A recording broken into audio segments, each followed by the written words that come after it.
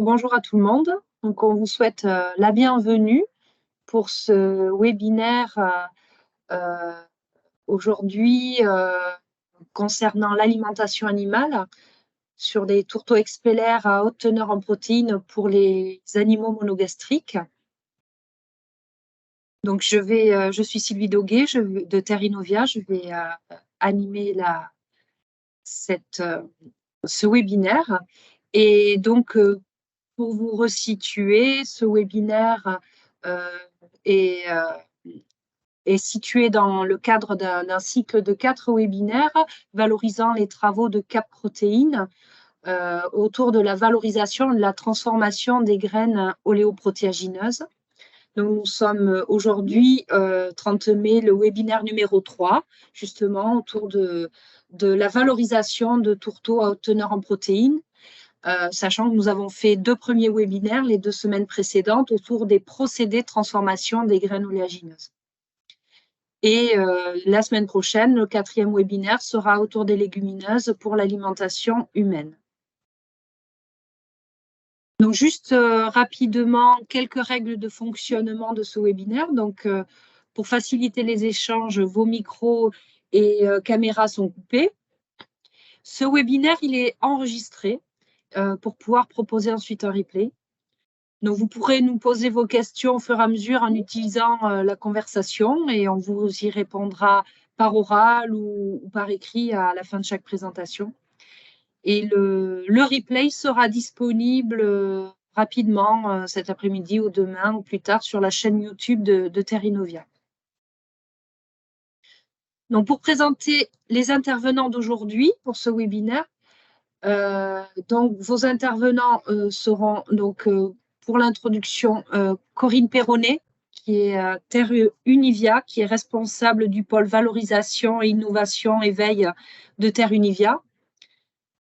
Puis ici à Pessac Canéjan, donc moi-même Sylvie Doguet et Patrick Carré, qui est expert stratégique et ingénieur des procédés à Terre Innovia. Ensuite, chez donc Justine Danel d'Arvalis, qui sera également intervenante. Donc Justine est ingénieure R&D alimentation des monogastriques chez Arvalis. Également ensuite pour Itavi, donc Eva Pampouille, qui est donc basée à Nouzilly, qui est chargée de mission alimentation animale à l'Itavi. Et également Didier Gaudret, qui est basé au Reux, à l'IFIP, et Didier Gaudret est expert nutrition porcine. Donc, je vais passer maintenant la parole à Corinne Perronnet, qui est chargée d'introduire ce webinaire. Bonjour à tous, merci Sylvie. Donc, je suis Corinne Perronnet de Terre Univia, comme l'a dit Sylvie, et je vais rapidement vous présenter le plan et une petite introduction. On va parler tout d'abord de la fabrication des tourteaux innovants en tourteaux à partir de graines de colza et de tournesol. C'est Patrick Carré, donc de Terre Innovia, qui les présentera. S'en suivra une intervention de Justine Danel de chez Arvalis qui parlera de la composition et de la digestibilité des tourteaux.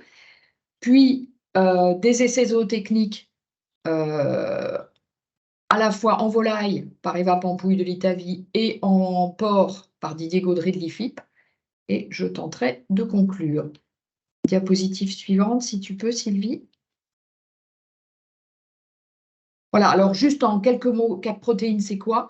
C'est un programme de recherche, développement, innovation et transfert qui a été mené dans le cadre du plan France Relance, donc suite au Covid, et dans le cadre du plan protéines.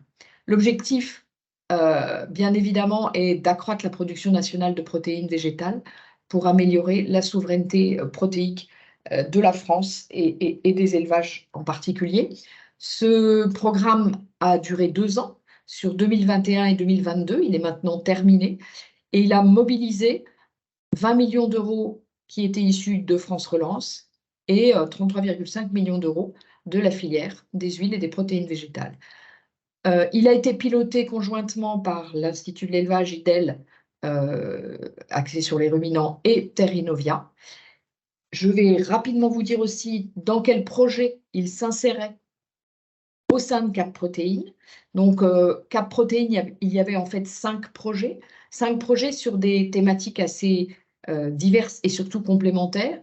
Un premier aspect qui concernait tout ce qui était sélection, variété, nouvelles variétés d'Oléopro à haute teneur en protéines. Un deuxième volet sur les aspects production, compétitivité et durabilité des productions.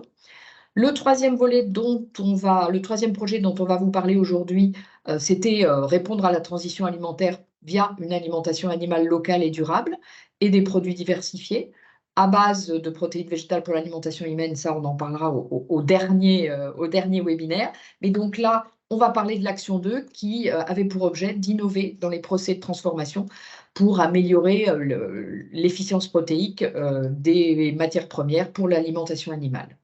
Et donc améliorer, comme je disais tout à l'heure, le bilan économique et environnemental de nos matières riches en protéines face aux importations. Et les deux autres volets, un parlait de ruminants et le dernier concernait la communication. Diapo suivante, s'il te plaît. Voilà. Alors, juste en guise d'introduction, quelques mots d'éléments de contexte. En France, ce sont les bovins, en particulier les bovins laitiers, et les volailles qui sont les premiers consommateurs du tourteau de soja essentiellement importé, du fait de leurs besoins accrus en matières riches en protéines concentrées. On a sur le territoire français, je ne parlerai pas des volumes, etc., mais on a sur le territoire français, en particulier des colzas et des tournesols disponibles en quantité. Pour remplacer le tourteau de soja, lui-même très concentré en protéines, on doit améliorer la concentration protéique et aussi la digestibilité de ces tourteaux qui sont classiquement assez riches en fibres et moins digestibles que les tourteaux de soja classiquement utilisés. Et donc, des procédés de trituration innovants ont été testés dans le cadre de ce projet. On sait qu'il existe un certain nombre de leviers. Des leviers sélection qui ne seront pas traités là, amélioration de la teneur en protéines, mais là, des leviers en termes de procédés. Patrick Carré vous parlera largement des procédés de décortiquage, de l'extraction d'huile par la maîtrise de la cuisson et du pressage. Et donc, ce sera la première partie de ce webinaire. On parlera ensuite de la composition et de la digestibilité des tourteaux, qui est mesurée sur volaille. Mesurée sur volaille de deux types, croissance rapide, croissance lente, et c'est Justine, donc Danel, c'est ce que je redis, qui présentera les résultats. Eva Pampouille de l'Itavi parlera des performances obtenues, des performances de croissance sur les volailles, avec un dispositif intéressant de suivi individuel des animaux qui permet des choses très fines. Et enfin, Didier Gaudré de l'IFIP, Institut du Porc, parlera des résultats d'un essai croissance-finition en porc qui permet une substitution totale du tourteau de soja par des tourteaux de colza et de tournesol. Je vais m'arrêter là et je vais leur laisser très vite la parole, puisque c'est eux qui vont apporter les éléments techniques dont vous avez besoin. Effectivement, maintenant, la parole est à Patrick Carré de la fabrication de ces tourteaux. Bonjour, je suppose que mon écran est correctement affiché. Oui, c'est bon. Ok, donc Patrick Carré, je vais vous présenter les tourteaux expérimentaux qui ont fait l'objet de tests sur animaux et qui seront présentés par la suite. Donc, les objectifs qu'on s'était donnés dans le cadre de cette expérimentation, c'était de travailler sur des tourteaux dits expeller, c'est-à-dire des tourteaux obtenus par un procédé n'employant que de l'extraction mécanique, et des expellers décortiqués, c'est-à-dire dont on a retiré la part la plus importante des fibres qui sont dans les enveloppes des graines. Et donc dans le cas du colza, notre objectif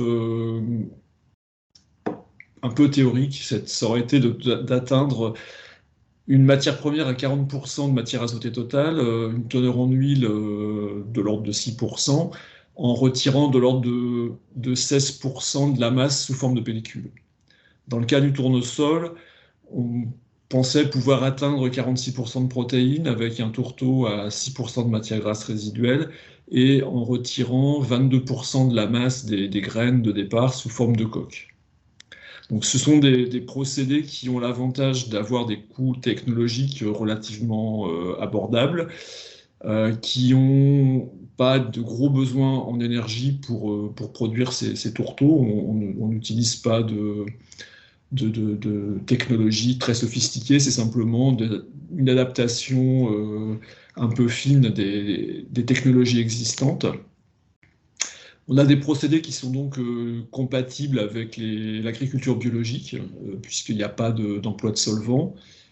On avait aussi comme objectif de réduire les pertes en acides aminés. Vous vous souvenez probablement, j'ai parlé de l'importance des traitements thermiques sur la digestibilité de la lysine dans le cas du colza, où on a des impacts importants via les procédés existants. Et puis, fabriquer des expeller, c'est quelque chose qui est faisable à une échelle territoriale. On n'a pas besoin d'avoir des méga-usines qui transforment des centaines de milliers de tonnes par an pour pouvoir le produire à l'échelle d'un département, par exemple.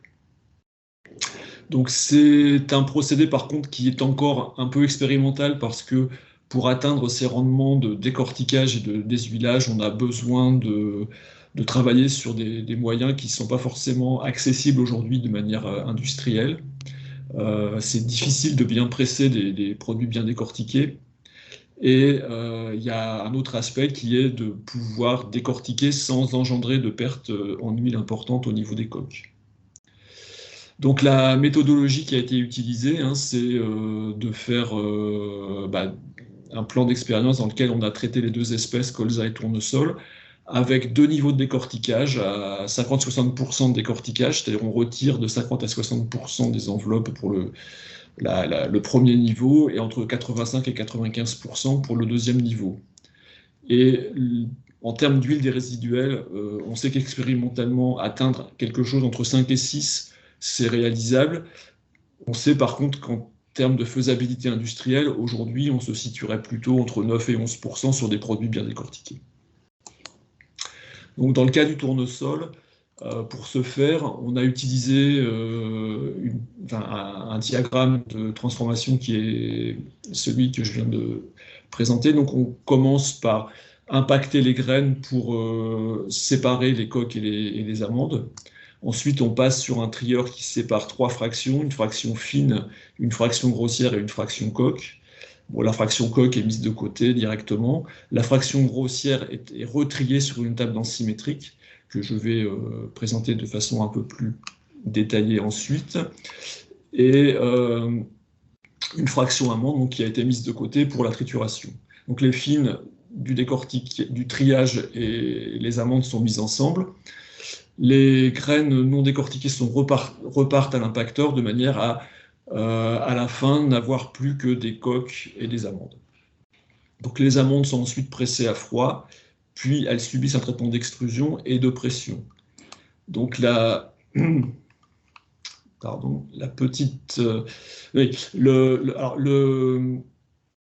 le décortiquage est opéré au moyen d'un appareil multichoc. C'est un appareil dit Ripple Flow qui ressemble un peu à un batteur de moissonneuse-batteuse dans lequel on a un rotor qui est horizontal et qui va frapper la graine plusieurs fois de manière à optimiser l'éclatement des graines sans trop sans produire un excès de matière trop fine.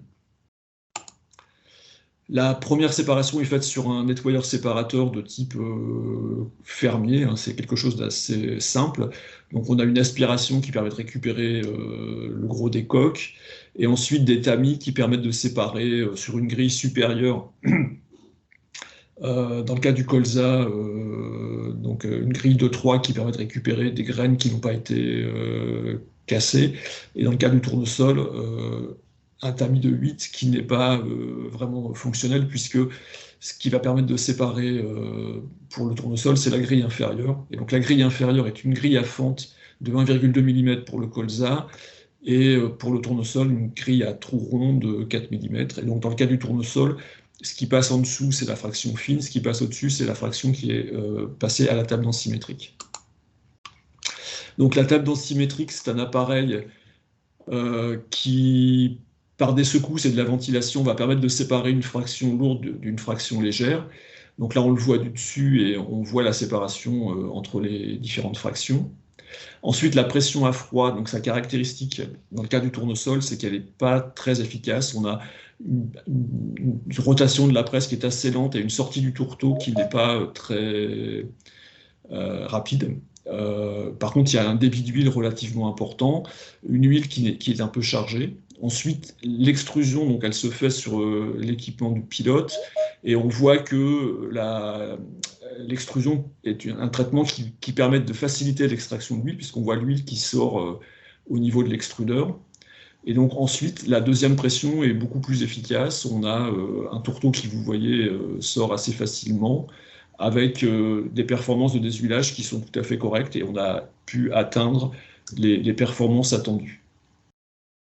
Donc, la même chose pour le colza. Donc là, vous voyez les graines décortiquées, le tourteau de colza décortiqué, et une autre vue de ce tourteau de colza décortiqué. Donc là, ce sont les qualités les mieux décortiquées. On voit qu'on a un produit qui a un aspect qui est très clair, très peu coloré par les coques. Pardon. Alors, dans le cas du colza, le procédé est un petit peu simplifié par rapport au tournesol, puisque on n'a pas de passage sur table densimétrique. C'est simplement tout ce qui n'est pas passé à travers les fentes du trieur qui est recyclé et qui repart à l'impacteur. Mais sinon, le procédé est le même. Donc, à la fin, donc, on a pu produire 8 tourteaux, un tourteau décortiqué, des tourteaux décortiqués à 55% ou à 90% dans le cas du colza. On est allé un petit peu plus loin pour le tournesol. Alors, si l'objectif était de 90%, on a pu atteindre jusqu'à 97%, ce qui a permis donc d'obtenir des produits avec des teneurs en protéines assez importantes. Alors, pour les chiffres importants, c'est de regarder d'abord la teneur en matière grasse obtenue par rapport à la matière grasse cible.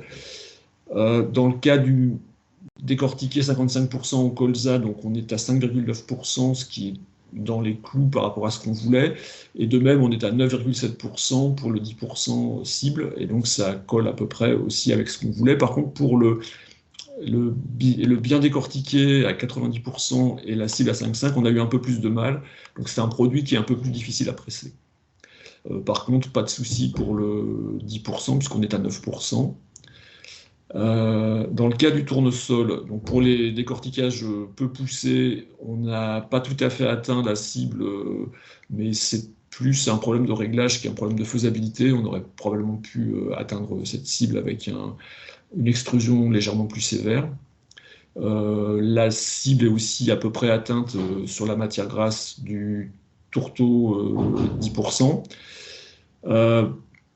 Ce qui est intéressant, c'est qu'on a réussi assez facilement, on a réussi à atteindre la cible pour le tourteau très bien décortiqué, et un peu moins bien pour le tourteau moins décortiqué. Non, le tourteau bien décortiqué a été un peu plus difficile à régler à 10%, puisqu'on est légèrement au-dessus. Donc en termes de teneur en protéines, c'est la deuxième valeur importante à regarder. Donc on voit qu'on atteint pour le meilleur des tourteaux de colza à 90 et 5,5 de matière grasse, une teneur en protéines qui est supérieure à notre cible qui était de 40%. On est à 45,5. Alors là, c'est sur matière sèche, mais c'est une teneur en protéines assez intéressante. Et le même tourteau dans une version plus grasse et, comme on peut s'y attendre, un peu moins riche en protéines, mais ça reste une teneur en protéines élevée.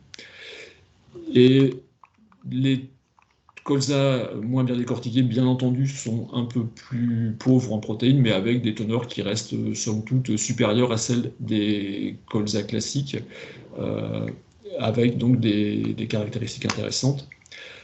Pour le tournesol bien décortiqué, bien désuilé, permet d'atteindre une teneur en protéines supérieure à 50%, donc c'est au-dessus de ce qu'on espérait faire. On a eu la chance d'avoir un tournesol avec une teneur en protéines importante. Bon, comme pour le colza, lorsqu'on augmente la teneur en huile, on dilue les protéines, et donc on est un peu en dessous. Pour le tourteau un peu plus gras, bien décortiqué, et pour les tourteaux moins décortiqués, donc là il y a un écart assez important par rapport aux tourteaux bien décortiqués avec des teneurs en protéines plus proches de 40%. Dernier point d'intérêt, c'est les solubilités de protéines dans la potasse. Donc elles sont généralement assez élevées. Pour tous les tournesols, on est supérieur à 90%, sauf le 55-10% de matière grasse. Malgré tout, ça reste des solubilités qui sont fortes. Et pour les colza bien décortiqués, on a des solubilités de protéines qui sont supérieures à 90%. C'est assez rare à observer dans le cas du colza. Ceux qui ont plus de fibres se sont retrouvés avec des solubilités légèrement inférieures. Et notamment le 5,5% de matière grasse est peut-être le tourteau qui se démarque un peu des autres en termes de solubilité. Dernière chose, les glucosinolates. Donc on n'a pas dégradé les glucosinolates par le procédé et on les a concentrés par le décortiquage.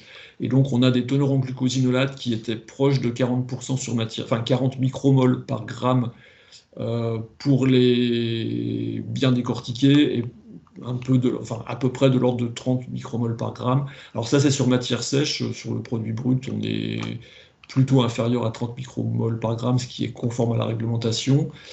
On est supérieur pour les bien décortiqués. Et donc, ça posait d'emblée une question: comment les animaux allaient-ils répondre à ces produits? Et donc, c'est ce que mes collègues vont maintenant vous présenter. J'en ai terminé. Peut-être prenons-nous quelques questions s'il y en a. Oui, vous pouvez poser vos questions dans la conversation. N'hésitez pas s'il y a des questions sur la présentation de Patrick, sur le procédé de préparation de ces tourteaux.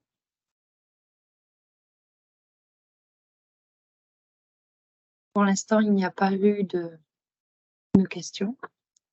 Ok, je vais laisser la parole au suivant alors. Bien, donc maintenant nous allons passer la parole à Justine Danel d'Arvalis. Je te laisse là. Ton micro, Justine. Bonjour à tous. Normalement, c'est bon. Là, vous devez voir mon écran. Donc, Justine Danel, Arvalis, je vais vous présenter les résultats de 2 essais de digestibilité que nous avons faits au sein de la station expérimentale de Villerable. Suite à la production de tourteaux que Patrick vient de vous décrire dans la présentation précédente. Hop. Alors, je vais refaire quelques rappels par rapport à ce que vient de présenter Patrick pour que il y ait une cohérence avec ce que je présente ensuite. Donc, il y a comme l'a dit aussi Corinne, il y a un besoin de sources de protéines locales avec un profil nutritionnel intéressant, notamment dans les évolutions des années à venir. Le but était de rechercher des tourteaux avec des nouveaux profils. Quelle méthode nous avons utilisée? Donc, tout d'abord, nous avons essayé d'optimiser le décortiquage des graines de tournesol et de colza. Et ensuite, nous avons essayé d'optimiser les procédés d'élipidation par pressage mécanique et extrusion pression, sans extraction par solvant. Tout ça avec 2 objectifs. Produire des tourteaux, que ce soit colza et tournesol, avec 2 niveaux de décortiquage, dépelliculage et 2 niveaux de teneur en huile résiduelle. Tout ça dans le but de proposer une meilleure alternative protéines, fibres, matières grasses résiduelles dans les tourteaux, que ce soit de tournesol et de colza, à proposer pour des animaux d'élevage, notamment monogastriques, porcs et volailles. Et donc, la présentation qui va venir, je vais essentiellement parler de volailles. Donc pour représenter un peu graphiquement, pour que ce soit clair dans vos têtes, voilà, les différents tourteaux que nous avons produits. Donc que ce soit en tournesol à gauche, en orange et le tourteau de colza à droite en vert. Donc les codes couleurs, je vais les garder tout au long de la présentation. Il y aura donc deux types de décortiquage. Le décortiquage partiel, j'ai arrondi donc à 55% et donc le D55. Et ensuite, vous avez en bas à chaque fois de différents graphiques le D90, donc un décortiquage, dépelliculage poussé. Et à chaque fois, ces deux décortiquages ont été testés avec deux niveaux de matière grasse résiduelle, donc 5 et 10. Donc j'ai arrondi par rapport à voilà, c'est ce que vient de vous présenter Patrick. Donc, le but de cette diapositive, c'est de vous présenter les caractérisations des tourteaux évalués. Quel profil avait-il? Donc, je me suis concentrée ici sur la teneur en parois, en matière grasse, après hydrolyse et en protéines. Donc, je tenais à attirer votre attention sur le fait que tout ce que je vais présenter va être exprimé sur sec, donc dans ce graphique et dans les suivants. Donc ce qu'on peut observer, comme l'a dit Patrick, c'est qu'il y a une cohérence entre les niveaux de décortiquage, dépelliculage et l'extraction d'huile par rapport aux teneurs qu'on observe. Donc avec des teneurs en huile, donc vous pouvez voir en jaune, qui sont plus élevées pour les MG10 que les MG5, ça pour tous les tourteaux. En vert, les teneurs en parois. Donc ici, pour les fibres, je vais présenter que les parois, je vais vous présenter d'autres profils de fibres ensuite. Donc les teneurs en parois étaient plus élevées dans les tourteaux partiellement décortiqués, donc ce qui est par rapport aux tourteaux fortement décortiqués, ce qui est cohérent avec ce qui était recherché. Et les niveaux de protéines varient donc en fonction de la part de fibres et de matière grasse, aussi par effet plus ou moins de dilution. Donc avec des taux, comme l'a dit Patrick tout à l'heure, qui pouvaient atteindre plus de 50% de matière sèche, dans notamment le tourteau de tournesol D90, fortement décortiqué, à une matière grasse de 5. Et avec des profils intéressants à plus de 40 points également pour les tourteaux de colza fortement décortiqués. Donc c'est possible que ce ne soit pas tout à fait les mêmes valeurs si vous comparez aux valeurs tout à l'heure présentées par Patrick, parce que les valeurs présentées par Patrick étaient issues du laboratoire de Terrinovia et nous, tout a été réanalysé en arrivant à Arvalis avant la fabrication des aliments. Donc ensuite, j'avais choisi pour exprimer d'une autre façon les fibres. Donc tout à l'heure, Patrick vous a donné des teneurs en cellulose brute dans son tableau. Moi, j'avais choisi d'exprimer aussi les fibres sous forme avec les critères fibres Van Soest, donc avec MDF, ADF, ADL. Donc on voit bien une cohérence aussi entre le partiellement décortiqué et le fortement décortiqué, une baisse des taux de fibres, que ce soit en tournesol ou en colza, et avec des taux de lignine notamment qui deviennent très faibles dans le tourteau de tournesol fortement décortiqué. Et des niveaux similaires par contre à chaque fois entre les MG5 et MG10, quels que soient les tourteaux. À l'arrondi près, évidemment, quand il y a plus ou moins de matière grasse, il peut y avoir un effet dilution qui change un peu les taux, mais voilà, c'est assez cohérent et répétable. Ensuite, je vous présente le critère énergie brute, qui est un critère qui est de façon logique plus élevé quand les tourteaux contiennent plus de matière grasse, la matière grasse contenant beaucoup d'énergie. Donc pour vous décrire brièvement vous donner quelques valeurs sur le graphique, j'avais choisi de présenter un écart maximal entre les valeurs de tourteaux de tournesol mesurés. Donc on peut avoir un écart maximal de 268 kilocalories par kilogramme de matière sèche entre les deux tourteaux en fait fortement décortiqués, entre le niveau MG5 et MG10. Et au niveau du tourteau de colza, l'écart maximal est un peu inférieur, mais il est quand même supérieur à 200 kilocalories. Donc vous pourrez, si vous voulez avoir plus d'informations ou étudier plus les données, vous pourrez regarder les replays pour regarder plus en détail. Donc ensuite, j'ai représenté la solubilité des protéines. Alors tout à l'heure, vous avez vu les chiffres sous forme dans le tableau présenté par Patrick. Donc là, j'avais choisi de le mettre sous forme graphique. Et j'avais également présenté, en plus de la solubilité des protéines, donc qui sont les points orange foncé, la teneur en protéines solubles, donc ramenée en utilisant les teneurs en protéines totales mesurées. Donc on voit bien qu'au niveau des tourteaux de tournesol, toutes les solubilités sont supérieures à 90, excepté le tourteau de tournesol partiellement décortiqué à forte teneur en matière grasse. Et ensuite, au niveau du tourteau de colza, on voit que le tourteau de colza partiellement décortiqué à faible teneur en matière grasse a une solubilité un peu inférieure aux autres. Donc je passe à la suivante, comme vous aviez déjà vu en partie ces données. Et les teneurs en glucosinolate, bah voilà, c'est donc avec l'effet de concentration, notamment lorsque le décortiquage est plus poussé.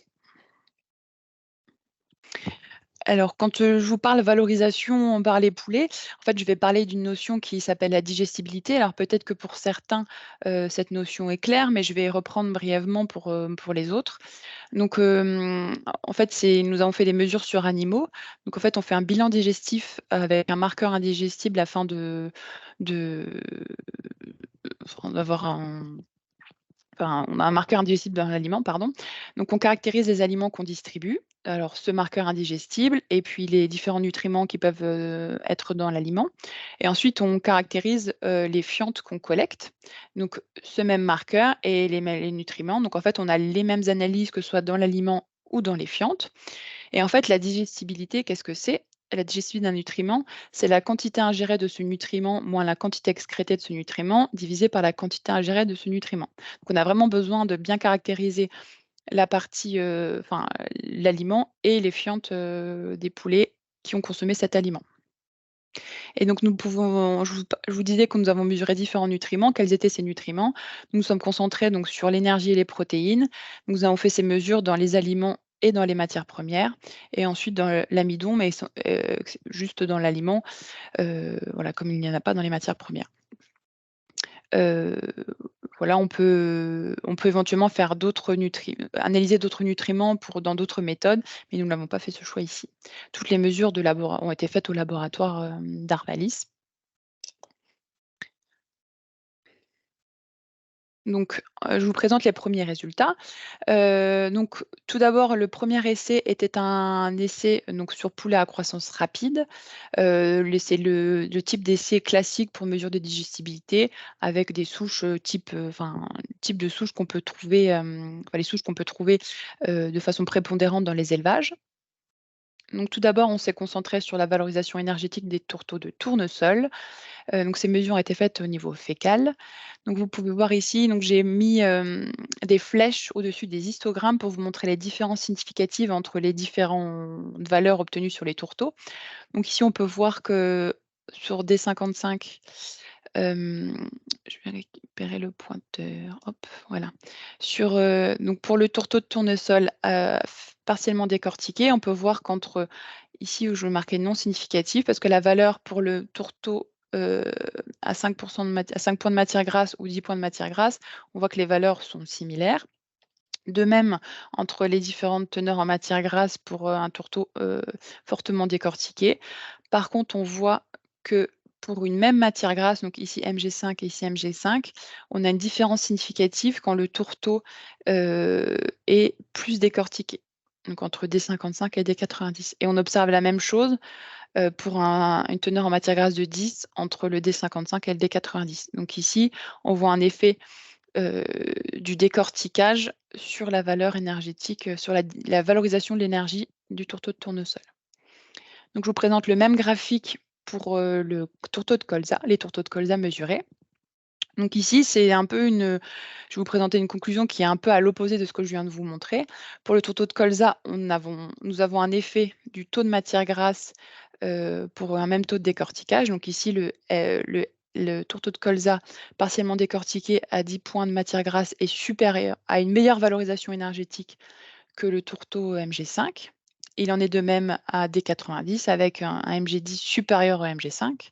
Par contre, pour un même taux de matière grasse Mg5 ou Mg10, les flèches oranges vous montrent qu'il n'y a pas d'effet significatif entre un décortiquage partiel et un décortiquage poussé. Donc ici, je vous ai mis quelques phrases de conclusion pour que ce soit plus synthétique.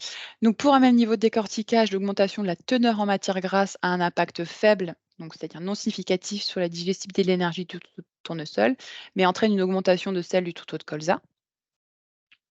Et ensuite, pour un même niveau de matière grasse, un décortiquage plus poussé améliore la digestibilité de l'énergie des tourteaux de tournesol, mais pas des tourteaux de colza, parce que les statistiques montraient que l'effet était non significatif.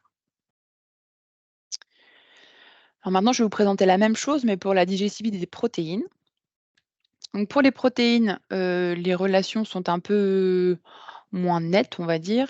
On a des effets qui sont proches j'ai mis un seuil de significativité à 5 donc là, je vous ai quand même mis le chiffre est à 7, 0,07. Donc je préférais le mettre parce qu'on peut considérer qu'il y a quand même une tendance à avoir un effet. Donc au niveau cette tendance, on la trouve au niveau de pour un même décortiquage partiel entre les 2 teneurs en matière grasse ou pour une même teneur en matière grasse à 10 points entre les 2 taux de décortiquage. Par contre, la différence est significativement plus nette entre, pour les autres, entre l'effet du décortiquage partiel et poussé à même teneur en matière grasse Mg5 et entre les 2 niveaux de matière grasse pour un tourteau fortement décortiqué. Donc, de la même façon, je présente le même graphique pour le tourteau de colza. Donc ici, on a un effet non significatif pour un tourteau partiellement décortiqué. En fait, il n'y aura pas d'amélioration de la protéine, que ce soit un niveau de Mg5 ou Mg10. Par contre, pour une augmentation de la matière grasse, pour un tourteau fortement décortiqué, on aura une amélioration de la digestibilité des protéines. Et ensuite, que ce soit au niveau de 5 points de matière grasse ou 10 points de matière grasse, le décortiquage augmentera, la digestibilité de la protéine augmentera avec un décortiquage plus poussé. De la même façon que tout à l'heure, je synthétise en 2 phrases pour vous recadrer un petit peu les conclusions. Donc pour un même niveau de décortiquage, la digestibilité des protéines diminue avec une augmentation de la matière grasse pour les 2 tourteaux de tournesol. Par contre, elle est stable pour le tourteau de colza partiellement décortiqué et augmente pour le tourteau de colza décortiqué avec augmentation de la matière grasse. Pour un même niveau de matière grasse, par contre, la digestibilité des protéines est améliorée avec un décortiquage plus poussé, mais non significatif pour le tourteau de tournesol à 10 points de matière grasse. Vous voyez que les conclusions sont un peu moins nettes, entre guillemets, c'est moins tranché que ce qu'on peut voir sur l'énergie. Ensuite, on s'est posé la question de ce qui pouvait se passer sur d'autres souches de poulets. En effet, on a les poulets de souche à croissance lente pourraient valoriser. On peut se poser la question s'ils valoriseraient de la même façon ou non ces tourteaux.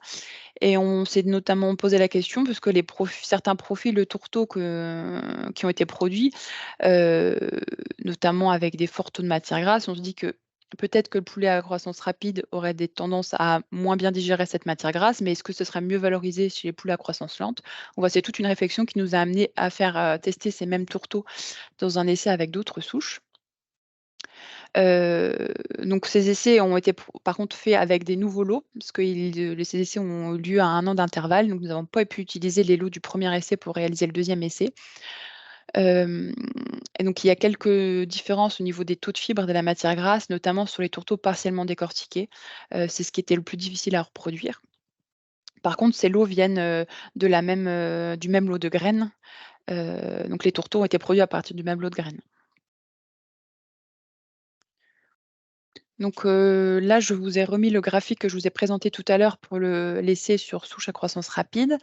Je vous ai juste barré 2 tourteaux que nous n'avons pas pu tester dans cet essai. Nous n'avons pas pu tester le tourteau tournesol partiellement décortiqué à forte teneur en matière grasse et nous n'avons pas pu tester le tourteau de colza partiellement décortiqué à faible teneur en matière grasse.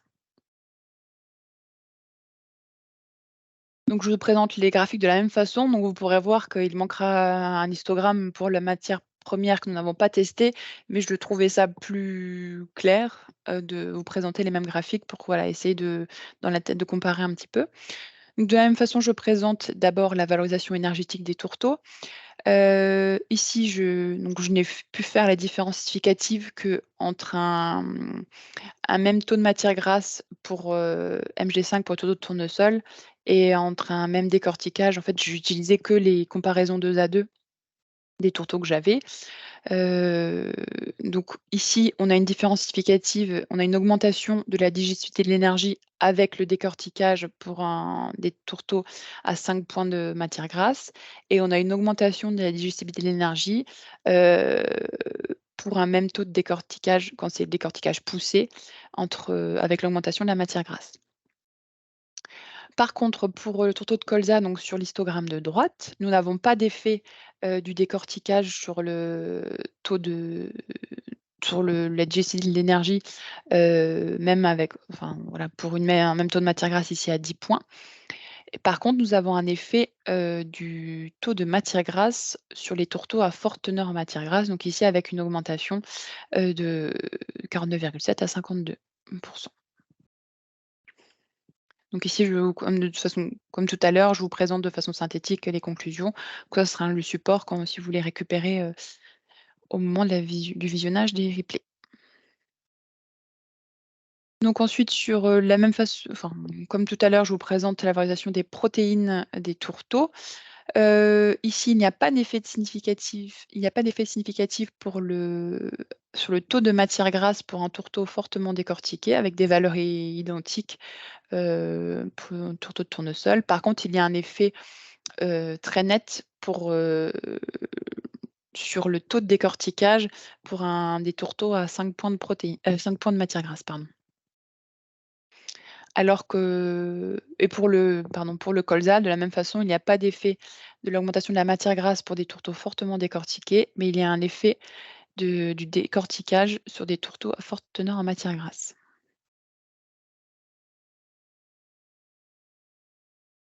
En résumé, donc dans le cadre de cet essai, suite à l'évaluation des différents lots produits par le pilote, j'essaie de faire un tableau pour remettre un peu en lien tout ce qu'on a vu. Donc en vert, ce sont les taux de décortiquage des pelliculages, et en orange-brun, la matière grasse. Donc pour les poulets à croissance rapide, j'ai préféré faire ça juste en vous montrant les évolutions par souche, plutôt que vous comparer les chiffres, étant donné que les lots n'étaient pas identiquement les mêmes. Je trouvais ça plus pertinent de montrer les évolutions que les chiffres en eux-mêmes.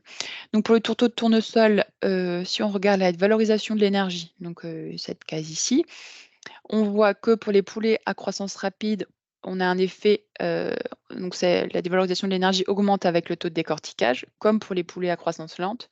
Par contre, il n'y a pas d'effet de la matière grasse, alors qu'on voit une amélioration avec la matière grasse chez les poulets à croissance lente.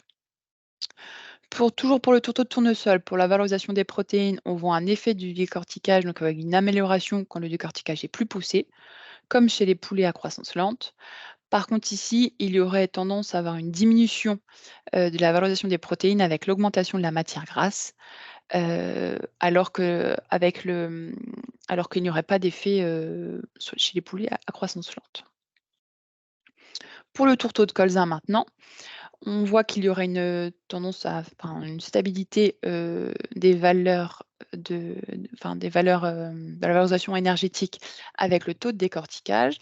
Par contre, on aurait une augmentation avec la matière grasse, et on retrouve quelque chose de très similaire sur les souches à croissance lente.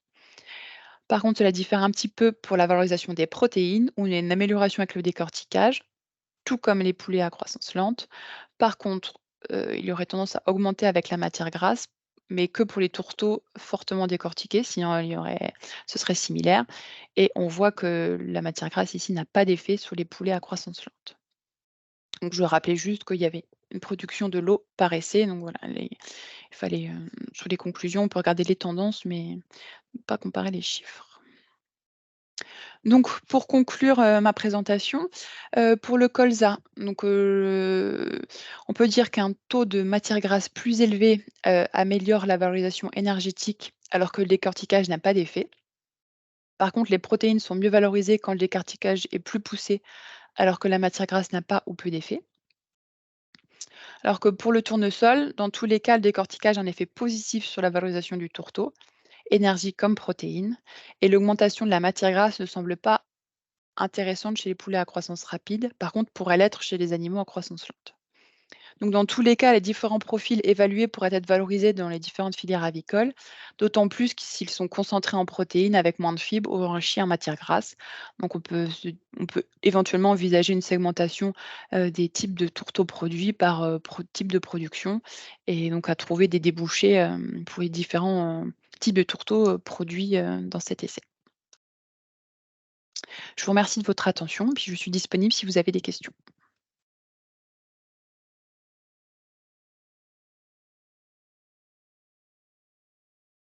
Merci Justine.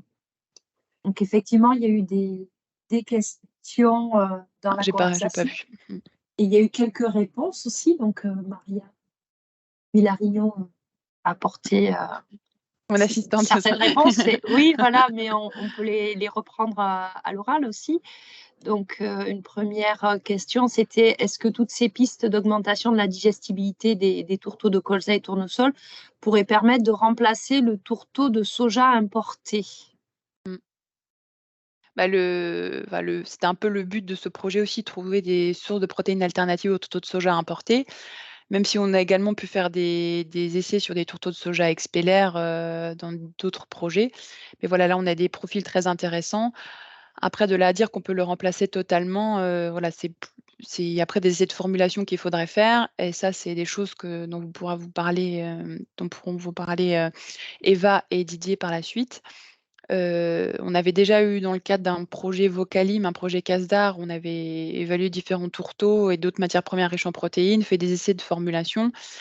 Voilà, il y a des choses qui sont intéressantes. Après, est-ce que ce sera utilisé pour toutes les souches de poulet? Est-ce que pour les croissances rapides, il faudra émettre un peu plus de réserve et qu'on aura plus de difficultés à faire un remplacement total?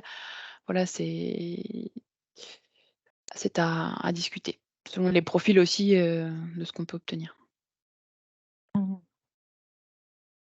Oui, c'est effectivement ce qu'a apporté comme réponse Maria Villarignon, que c'est bien un des objectifs de nos travaux. C'est faisable sur certains aliments pour porcs et poules pondeuses et c'est moins évident pour des poulets à croissance rapide, surtout en démarrage, ce que tu disais aussi.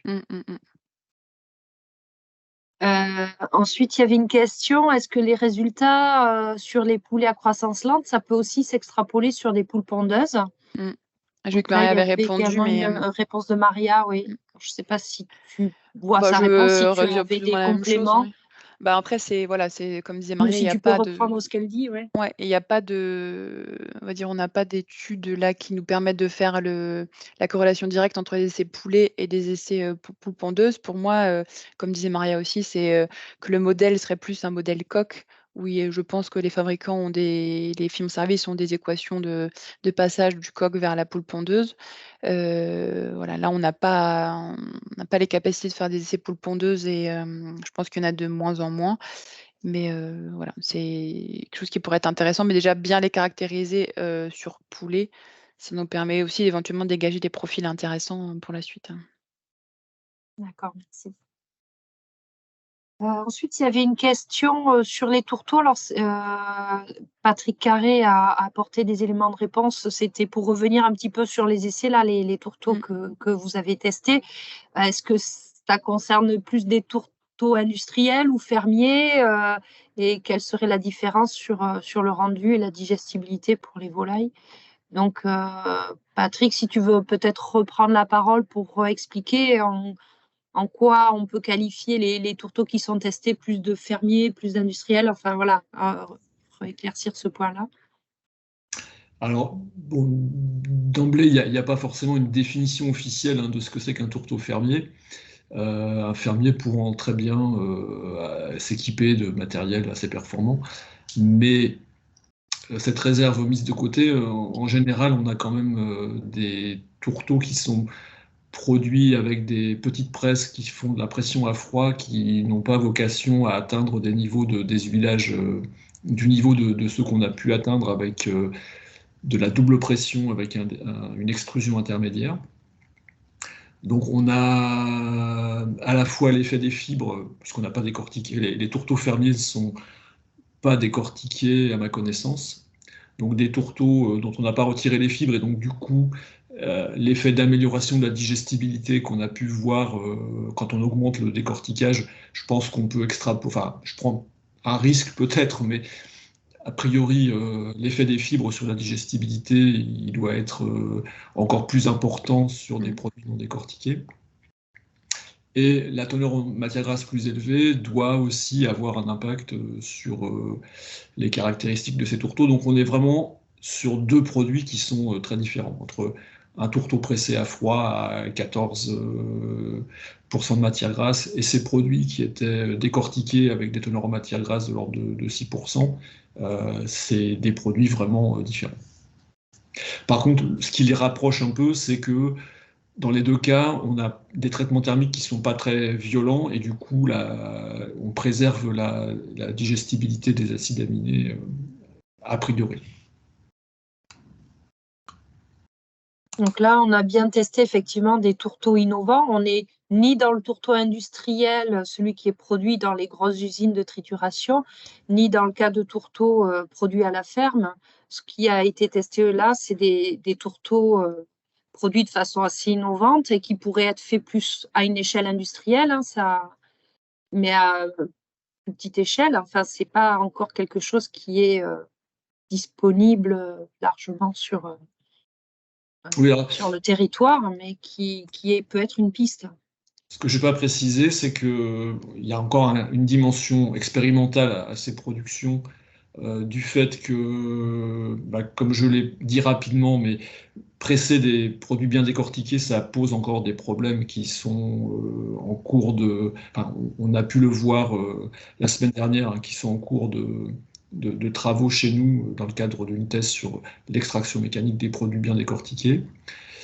Et puis, le deuxième élément pour lequel il y a certainement des améliorations encore à trouver, c'est comment on arrive à décortiquer correctement des tournesols à ces niveaux-là, sachant qu'il y a beaucoup de variétés qui ne s'y prêtent pas. Donc il y a un travail aussi à faire sur le décortiquage pour le rendre généralisable. Et on peut peut-être dire qu'on fera une analyse avec Patrick, il est prévu qu'on fasse une synthèse lors des journées de la recherche avicole, où voilà, on présentera de façon plus poussée ces résultats avec une analyse peut-être encore plus loin, notamment en rajoutant des critères, notamment acides aminés. Là, on n'a pas pu vous présenter de travaux sur les acides aminés parce que ça n'a pas pu être fait dans le cadre du projet. Mais voilà, on a quelques analyses, donc on pourra aussi parler de ces critères-là. Bien. Merci Justine. Merci. Et merci Patrick pour les compléments. Donc maintenant, je vais passer la parole à Eva Pampouille d'Italie, qui vous présentera les résultats des essais zootechniques sur volailles. Donc, l'idée de cette présentation, c'était à partir donc, des différents tourteaux que vous a présentés à la fois Patrick et Justine, c'était d'évaluer leur intérêt dans l'alimentation donc des poulets de chair, donc ici plutôt à croissance rapide. Donc, on a testé dans cet essai 5 tourteaux. Donc, sur les performances de poulet de chair, donc, on a comparé un régime commercial classique, on va dire témoin, donc de base blé, maïs, soja. Donc, l'aliment a été distribué de J1 à J35 en fait, sur toute la période d'élevage de manière ad libitum. Donc, on l'a fait sur des poulets de chair Ross 308. Et donc, on a fait un démarrage commun, donc sans matière première, on va dire alternative, donc blé, maïs, soja. Et ensuite, sur les phases croissance et finition, on a distribué les tourteaux tests. Donc, pour suivre les performances des animaux, donc on a utilisé donc les mangeoires électroniques qui permettent en fait un suivi individuel des performances. Donc, c'est un outil qui a été développé par l'INRAE et l'Italie assez récemment. Et donc, on a pu mettre 50 animaux donc, par traitement. Donc, on a des mangeoires en fait, qui ont été coupées en deux en fait, pour avoir 6 parquets. Et donc, chaque parquet avait 4 accès à l'aliment pour chacun des traitements.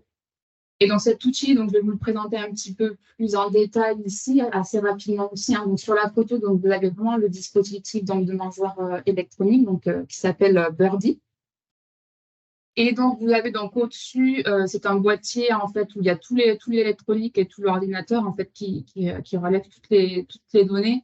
Et donc, on a dû rajouter un boîtier pour mettre de la climatisation parce que ça générait beaucoup de chaleur. Donc, il y a eu pas mal de mises au point sur cet outil, mais voilà, vous avez la version finalisée.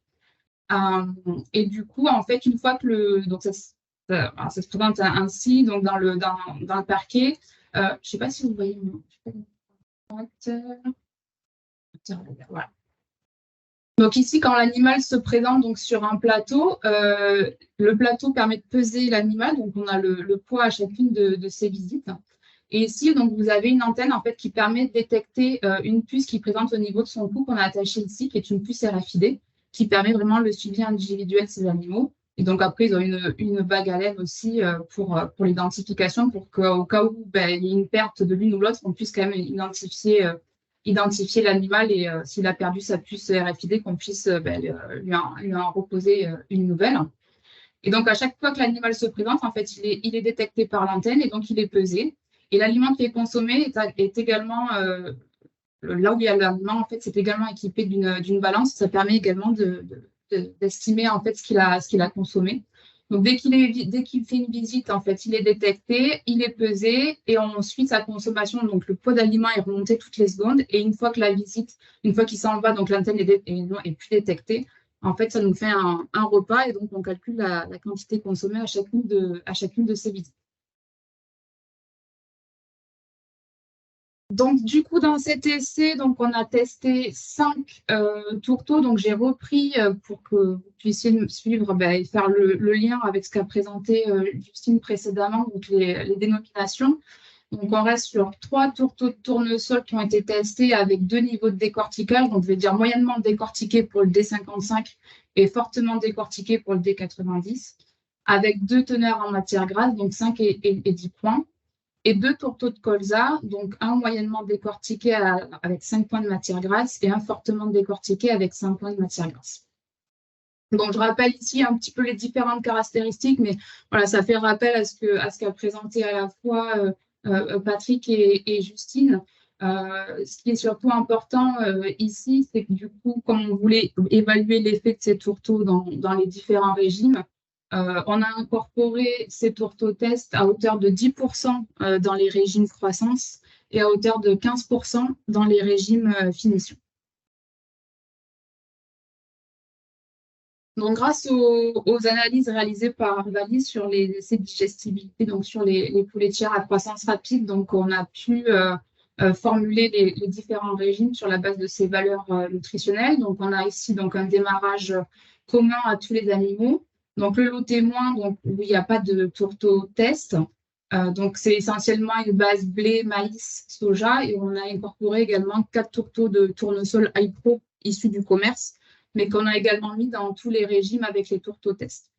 Donc, ça, c'est pour les aliments croissance.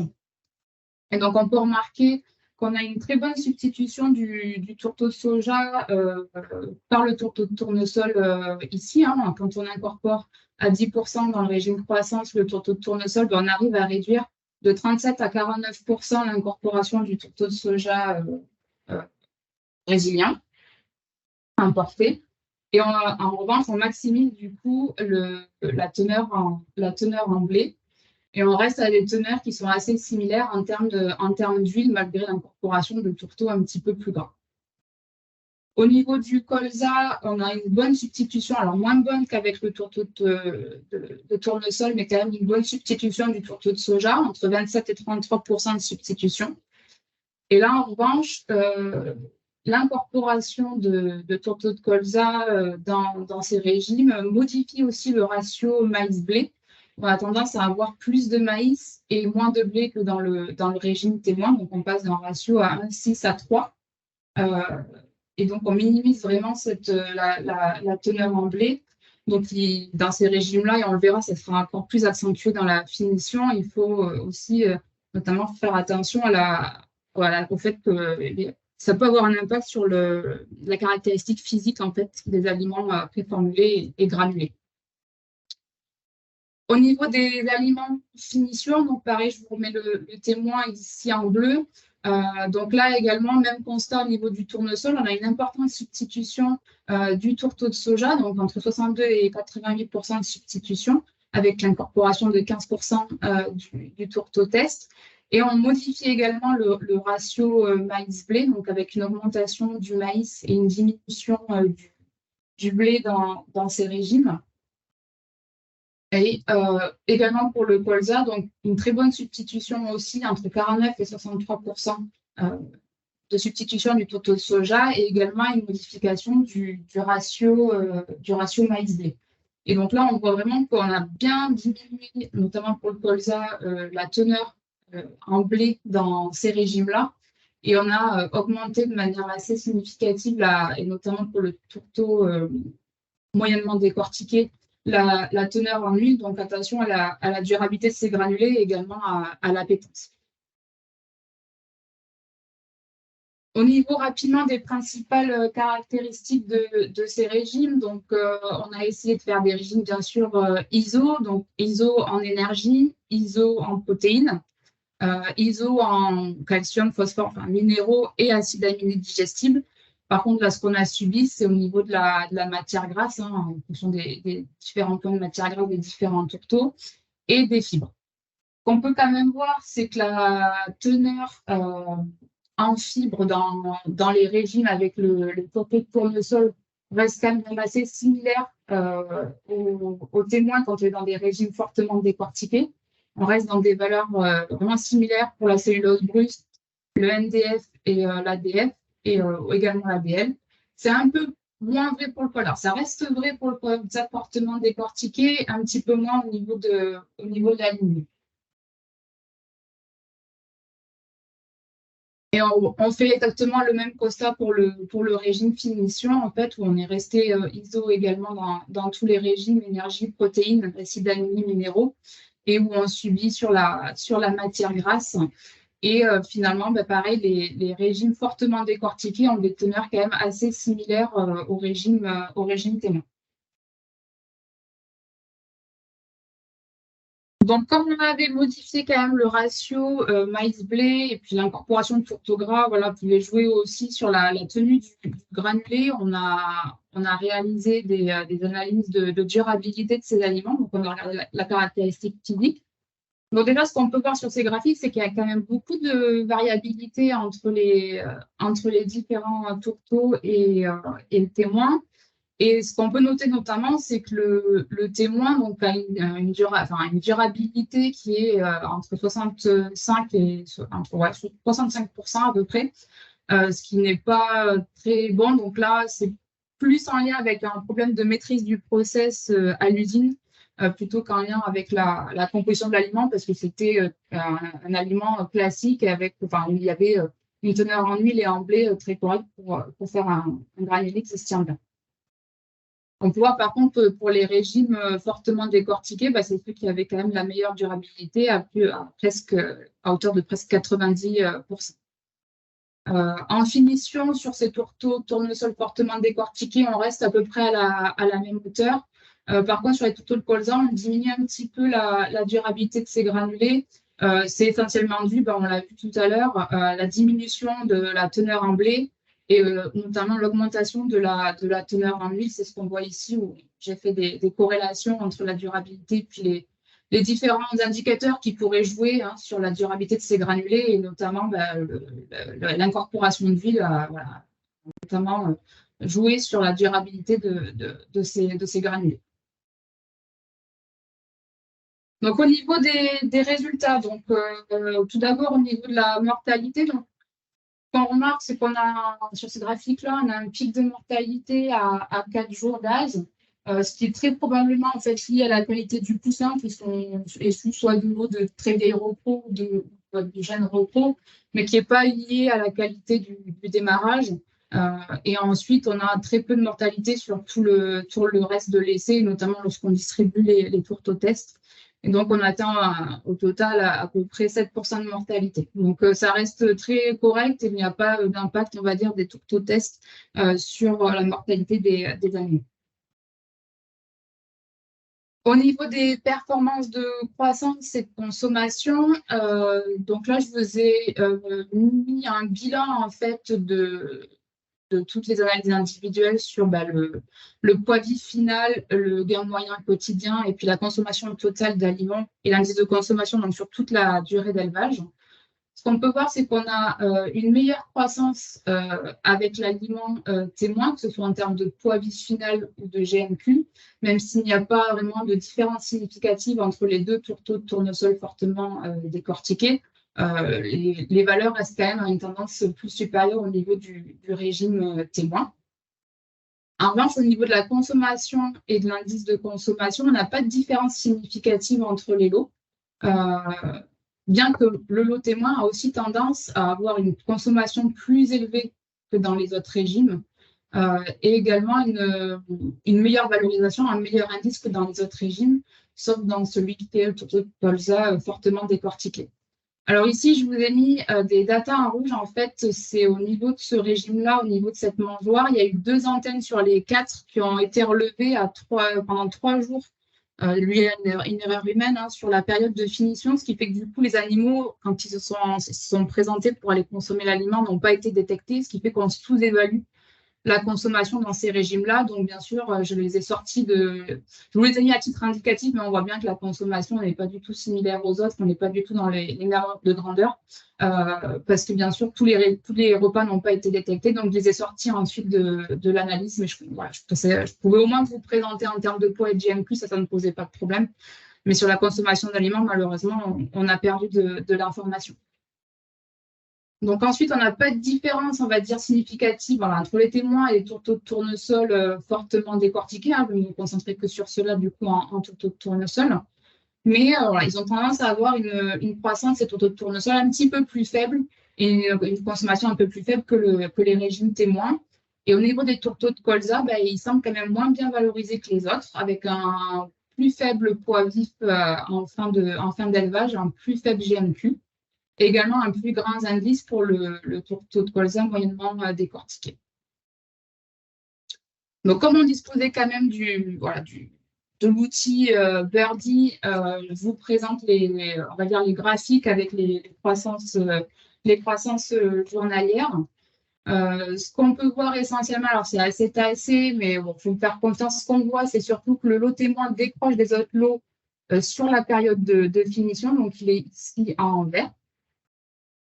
Donc, pourquoi il décroche? Parce que là, vous avez mis du coup en violet, c'est les transitions alimentaires, donc le démarrage commun, la croissance et la finition. Donc, pourquoi on observerait une telle décroche par rapport aux autres tourteaux tests? Est-ce que du coup, c'est que dans ces tourteaux testés, effectivement, il y a la présence de facteurs antinutritionnels qui fait que du coup, les animaux ont moins consommé d'aliments et donc ont moins performé derrière? Ou est-ce que les valeurs nutritionnelles finalement obtenues sur ces tourteaux tests ont sous-évalué un petit peu les valeurs réelles et que du coup, lorsque j'ai formulé pour avoir des aliments ISO, finalement, j'ai tendance à sous-estimer un peu les régimes. C'est des questions qu'on peut encore se poser, qu'il va falloir explorer. On a quelques réponses quand on va suivre, qu'on va regarder un peu plus près les transitions. Je vais vous donner quelques éléments de réponse, mais ça risque encore d'être des choses qu'on va devoir creuser par la suite. Et donc ici, à droite, c'est le graphique des gains de poids. Donc c'est pareil, on voit ici que le régime témoin décroche bien au niveau de la période de finition par rapport aux 4 autres lots. Au niveau de la consommation journalière, c'est pareil. Donc là, on voit plutôt à partir de la phase de finition où il y a des décrochages. Donc une légère augmentation de la consommation sur la courbe verte qui représente le lot témoin. Et donc, un lot ici qui a tendance à décrocher sur cette période de finition, qui est le tourteau de colza fortement décortiqué, à 5% de matière grasse. Donc, ici, le bleu, qui décroche vraiment bien en période de finition. Donc, ce qu'on voudrait voir derrière, c'est faire un focus au niveau de ces périodes de transition, et notamment la période à J21, voir un petit peu de plus près ce qui se passe, parce que là, sur le graphique, c'est un petit peu tassé. Donc, je vous ai juste représenté au niveau des transitions alimentaires un jour avant, un jour après la transition. Ce qu'on peut voir, c'est qu'effectivement, la baisse de consommation au niveau de ce tourteau de colza fortement décortiqué à 5 points de matière grasse C'est probablement dû à la transition alimentaire parce qu'on voit que finalement, la montée en consommation, après la transition, elle est un petit peu stoppée dans ce régime. Et on remarque la même chose pour le tourteau de tournesol, fortement décortiqué à 5 points de matière grasse. Donc, on peut se poser la question aussi de savoir si une incorporation finalement à 15% dans les régimes finition de ces tourteaux-là n'est pas un petit peu trop élevé pour les animaux. Pour information, je vous ai également mis l'autre période de transition, donc entre la période de démarrage et la période de croissance, où on voit également la courbe bleue, donc qui représente le tournesol de colza, fortement décortiqué, qu'elle a également freiné la montée en consommation après la première période, après la première transition. Donc, on a vraiment une montée en consommation qui est freinée à chaque transition dans ce tourteau-là. Donc, est-ce qu'il y a la présence des facteurs antinutritionnels, sachant que dans ce tourteau-là, c'est celui qui a le taux le plus élevé en glucosinolate. On l'a vu tout à l'heure avec Patrick, et qui a dépassé les recommandations. Donc, ça peut être un point de vigilance, notamment au niveau de ce tourteau-là. Donc, en conclusion, l'incorporation des tourteaux de colza et de tournesol test ont permis de substituer quand même de manière assez importante dans nos régimes le tourteau de soja. Par contre, ça modifie, et notamment dans la période de finition, ça modifie quand même drastiquement le ratio maïs-blé, en augmentant notamment la teneur en matière grasse des régimes. Donc, attention à la durabilité des granulés et puis aussi à l'appétence qui peut jouer sur le comportement alimentaire des animaux. Les tourteaux de tournesol de colza qui sont fortement décortiqués permettent de maintenir un taux de fibre qui est similaire à un régime blé, maïs, soja. Donc c'est aussi assez intéressant comme caractéristique.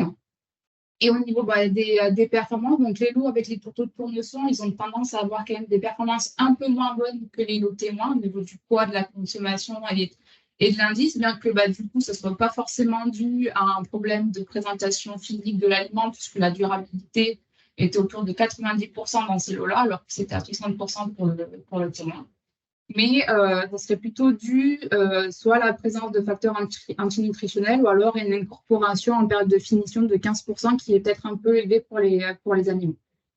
Et au niveau des tourteaux de colza, ceux-là, ils ont des performances quand même assez moins bonnes par rapport aux témoins ou même aux tourteaux de tournesol, et notamment le tourteau de colza, donc fortement décortiqué, comme on vient de voir, qui vraiment perturbe la montée en consommation à chaque transition et qui, on fait le postulat que ça peut vraiment être dû à la teneur en glucosinolate dans ce tourteau-là.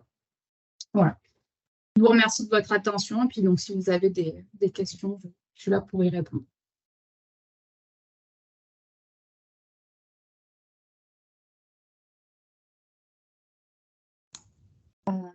Merci beaucoup, Eva, pour ta présentation.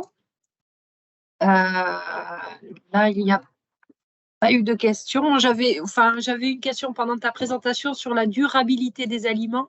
Donc, je ne comprenais pas bien cette notion, mais tu l'as expliqué après que c'était des aliments bien durs. C'est ça c'est différent de la dureté, mais c'est un granulé qui se tient. En fait, on calcule un peu le pourcentage de fine. En fait, c'est avec le frottement des sacs ou des choses comme ça. C'est pour voir si le granulé se tient bien. C'est différent de la dureté. C'est vraiment la tenue du granulé. Donc, c'est mesuré, les pourcentages mesurés, c'est des pourcentages de fine. De fine, ouais. Et donc, plus c'est élevé, plus on a une bonne durabilité. Une bonne tenue du granulé, une bonne durabilité. C'est moins de fine en fait dans le sac. Au final, c'est qu'il y a eu moins de. Il se casse moins en fait, il est moins friable. Et c'est ce que précisait Patrick Carré, des granulés qui vont plus résister à des chutes répétées. Voilà, tout à fait. Ok. Je voudrais juste dire un mot là à propos des glucosinolates.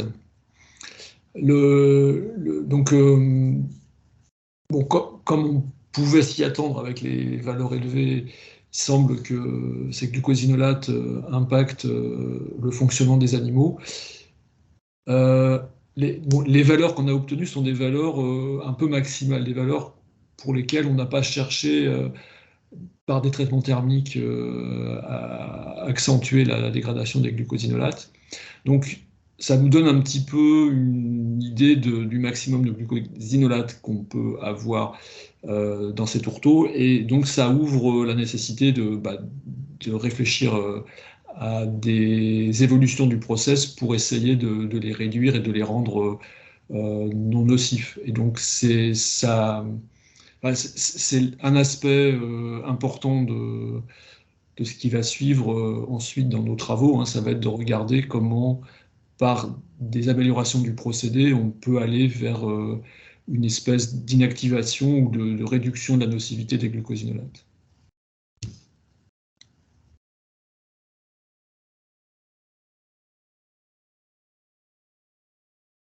Effectivement, il y a ce côté procédé. Et puis là, aujourd'hui, peut-être Eva, tu peux revenir sur le taux d'incorporation qui avait été choisi. C'était vraiment pour tester ces tourteaux à un niveau qu'on souhaitait le plus élevé possible. Mais effectivement, si on a une meilleure connaissance des caractéristiques de ces tourteaux, on pourrait ajuster le taux d'incorporation. Tout à fait. Là, l'idée, c'était de maximiser un peu ce qu'on pouvait faire sans casser trop les animaux non plus. Qu'on sait que si on en met de trop, mais l'idée, c'était de pouvoir quand même mettre pour pouvoir aussi voir des choses s'il y avait.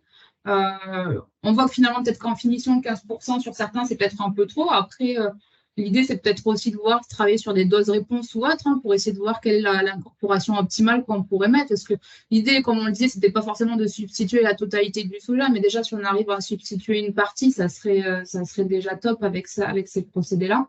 Donc, peut-être que tu as déjà des essais plus poussés, aller plus en avant et faire des doses réponses pour voir l'incorporation optimale qu'on pourrait mettre, notamment en lien avec la teneur en glucosinolate pour le colza ou autre. Ça va être, c'est des choses qui peuvent être poussées. Ça peut être des perspectives pour la suite, quoi. D'accord. Et j'avais une dernière question. Tu avais noté dans tes conclusions aussi que cette incorporation de tourteaux de colza et de tournesol, ça modifiait le ratio maïs-blé. Est-ce qu'il y a un enjeu? Enfin, qu'est-ce que ça peut apporter comme bénéfice ou problématique, cette modification? Problématique, c'est plus sur la caractéristique physique des aliments, j'ai envie de dire, notamment parce qu'en fait, on le voit, le ratio, c'est surtout on augmente le maïs et on diminue le blé, et notamment en période de finition, où on est en dessous de 15% de blé. Souvent, on aime bien mettre un minimum 15% de blé pour être sûr justement de la tenue aussi du granulé. En fait, le blé fait que le granulé aussi se tient bien. Et donc, l'idée, c'était de ne pas trop aller en deçà de ces valeurs-là de l'incorporation. Il faut éviter de diminuer trop de blé pour que derrière, notre granulé puisse quand même bien se tenir. C'est surtout sur ça que ça va jouer, en fait, sur le ratio. Notamment qu'on a augmenté aussi la teneur en huile. Donc, on va dire quelque chose, le blé qui consolide moins, parce qu'il y en a un petit peu moins avec du gras en plus, ça fait un granulé un peu plus mou et donc il va moins bien se tenir aussi. Donc, c'est pour ça j'avais mis des points de vigilance avec ces tourteaux gras, c'est qu'on augmente la teneur en huile et on diminue la teneur en blé. Donc, ça peut vraiment jouer sur la caractéristique physique du granulé. Et on sait que ça a un impact important sur le comportement alimentaire des animaux. Donc,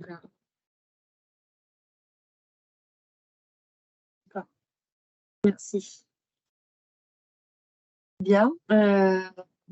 Comme je ne vois pas d'autres questions, on va passer à la présentation maintenant de Didier Gaudret, d'IFIP, les résultats d'un essai zootechnique sur porc en croissance. Donc, je ne sais pas si tu peux… Ah, tu peux partager ton écran, c'est parfait. Oui, vous le voyez? Oui. D'accord. Ok, et vous m'entendez? Vous me voyez maintenant? Ok, bon, très bien. Bon. Donc, tout est bon, alors parfait, j'y vais. Alors, effectivement, nous, on a réalisé donc un test d'incorporation de ces nouveaux produits, donc ces écailles de colza de tournesol, et on a testé sur des aliments conçus pour des porcs à l'engrais.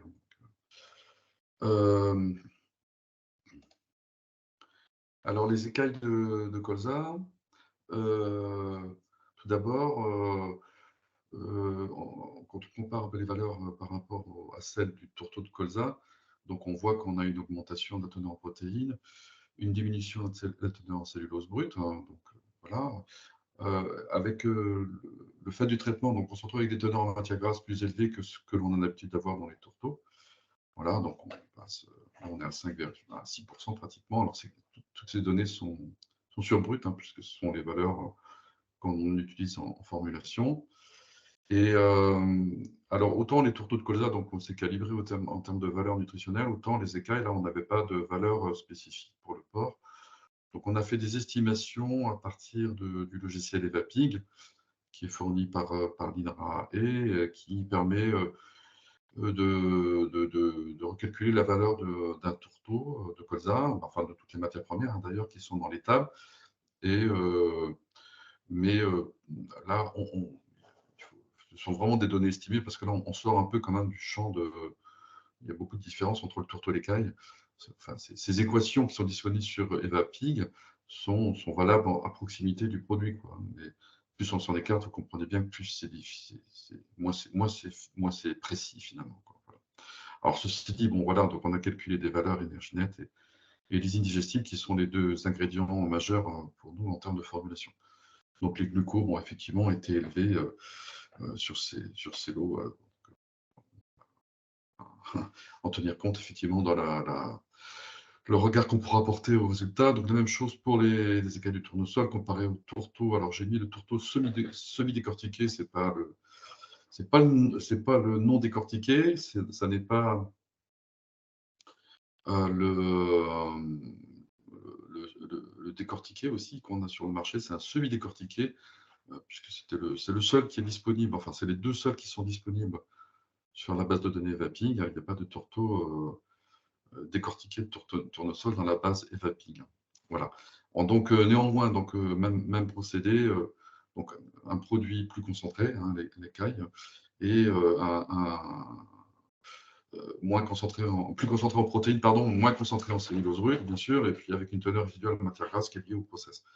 Donc, ce qui fait qu'on augmente les valeurs énergie nettes, on augmente les teneurs en lysine digestible par rapport aux produits qui nous intéressent. Donc, c'est des produits qui, sur le papier, effectivement, à chaque fois, augmentent la valeur énergie nette, augmentent la concentration de lysine. Donc, c'est quand même des produits qui nous paraissaient très intéressants à tester. Alors, on l'a testé dans un système particulier, puisque voilà, on avait à disposition des salles qui permettaient de nourrir des porcs en individuel. Donc, vous avez une vue de cette salle. En fait, on prépare des rations individuelles qu'on donne à des animaux. Ils sont tout seuls pendant la consommation d'aliments. Par contre, ils sont mis en groupe dès que l'aliment est consommé. Donc, ils sont nourris 2 fois par jour. Alors, on a choisi, nous, un taux élevé d'écailles. On est parti à 20%. 20% de l'aliment. Donc, alors, nous avons une limite qu'on propose pour les tourteaux de colza qui sont à 15% en engraissement. Bon, sachant qu'en essai, on a pu montrer que jusqu'à 18%, ça passait, que les animaux obtenaient les mêmes performances avec 18% de tourteaux de colza. On a quand même, donc voilà, on s'est dit, il faut marquer les choses pour voir si ça passe ou si ça casse, quoi. Voilà. Donc c'est pour ça ce taux est sans doute loin de l'application qui pourrait être faite d'utilisation de ces écailles. Ce sera un taux sans doute plus modéré à l'avenir si on a à disposition ces produits-là. Mais bon, l'idée, c'est de marquer. Voilà. Est-ce que ça passe? Est-ce qu'il y a des problèmes? Alors, on a conçu des régimes croissance-finition, hein, puisque les animaux sont menés de 26 à 110 kg de poids vif. Donc, comme on fait en élevage, on a deux régimes, la croissance et un régime finition, et qu'on distribue, on fait le changement d'aliment vers 60-65 kg de poids vif. Et donc, on avait 3 lots de 12 porcs conduits en individuel. Donc, on avait des mâles entiers. Hein, donc, enfin, dans notre jargon, c'est des mâles entiers, c'est-à-dire que ce sont des mâles qui ne sont pas castrés et des femelles. Hein, voilà. Et donc, on a conçu un lot témoin, bien évidemment, hein, composé de 12 porcs, et puis un autre lot colza et un lot tournesol. Je vois les questions qui défilent, j'y répondrai au fur et à mesure. Voilà. Je poursuis ma présentation. Alors, les porcs sont de type génétique classique, puisque ce sont des porcs issus de croisement entre des truies largouette landras et des Vera pietrins. Alimentation individuelle, je l'ai dit. On a fait réaliser, en fait, on a formulé les aliments, les complémentaires, en fait, bon, les aliments témoins, bien sûr, ont été faits totalement par un fabricant, mais les deux lots, colza et tournesol, ont recevaient finalement un complémentaire 80% conçu par fabriqué par un fabricant d'alimentation industrielle, mais dont on avait conçu la composition.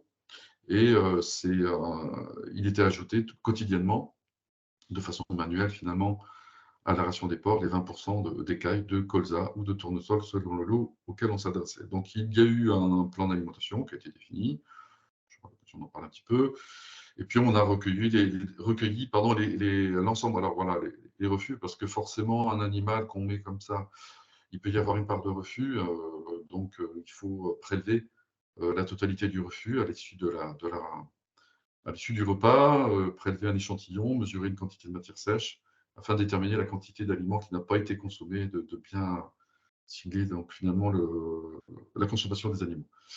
On a pesé les animaux donc au démarrage de l'essai, puis à la veille de l'abattage, et on l'a fait aussi une fois en cours d'engraissement. Je ne présenterai pas ce résultat-là, il n'a pas forcément d'intérêt. Et d'autre part, nous avons été à l'abattoir pour récupérer les données de classement des carcasses, qui donnent une indication du taux de muscle des carcasses. Donc, c'est un critère important dans notre production. Voilà. Ensuite, je vous présente ici, oui, les formules. Alors, je ne présente ici que les formules de finition. Mais c'est la même chose, c'est le même principe en croissance. Donc, vous avez un régime témoin qui est à base de tourteaux de soja, et qui est composé donc de 3 céréales et associé au tourteau de soja à presque pas loin de 20%. Et on ajoute donc tout un tas d'acides aminés de synthèse pour compléter correctement le régime. Et donc voilà, il n'y a que ça, hein. Donc c'est des céréales, tourteau de soja, un chouïa d'huile, il va y en avoir besoin pour le tournesol, et surtout des acides aminés, des minéraux, un prémix et du sel.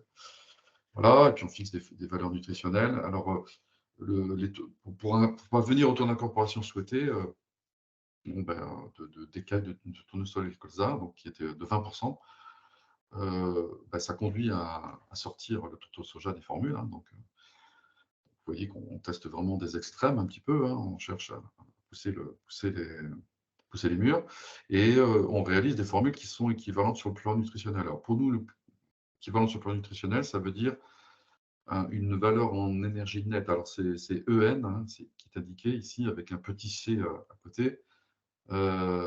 C'est énergie nette, mais pour le porc en croissance, en fait, parce qu'il existe l'énergie nette pour la truie adulte. Mais là, il s'agissait de porc en croissance. Donc, une même valeur en énergie nette, une même valeur alors c'est le ratio lysine digestif par mégajoule d'énergie nette.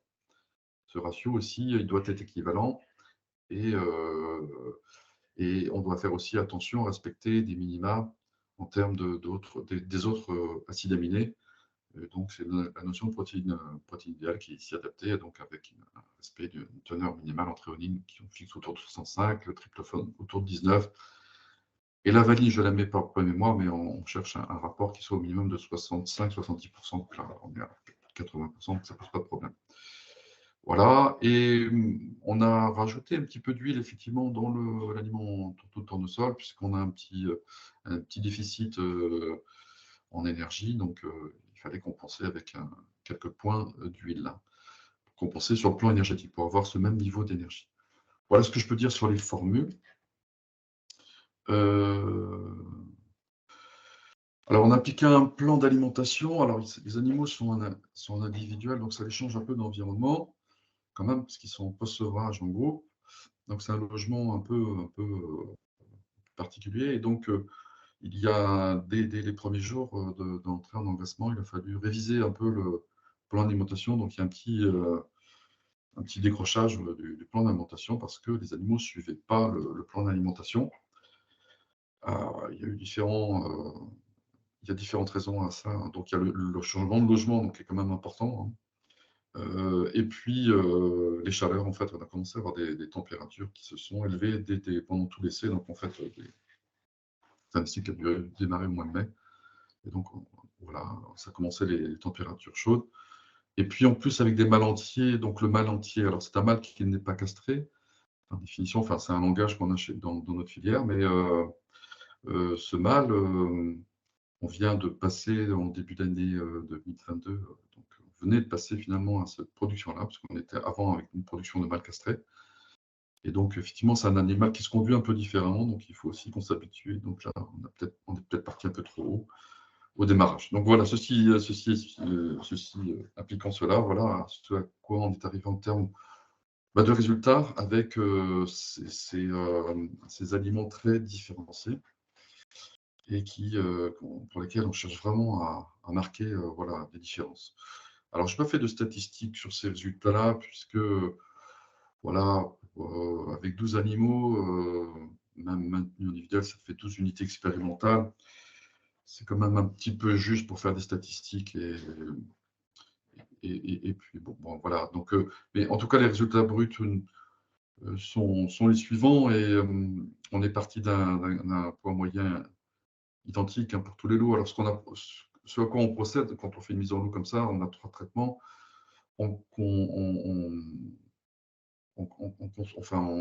réalise en fait des triplés de 3 animaux, triplés donc de 3 triplés de mâles, des triplés de mâles, donc composés de 3 animaux, des triplés de femelles composés de 3 femelles qui ont un poids identique, à quelques dizaines de grammes près, ou centaines de grammes près, au démarrage. Et on les affecte aléatoirement donc, aux 3 traitements. Voilà.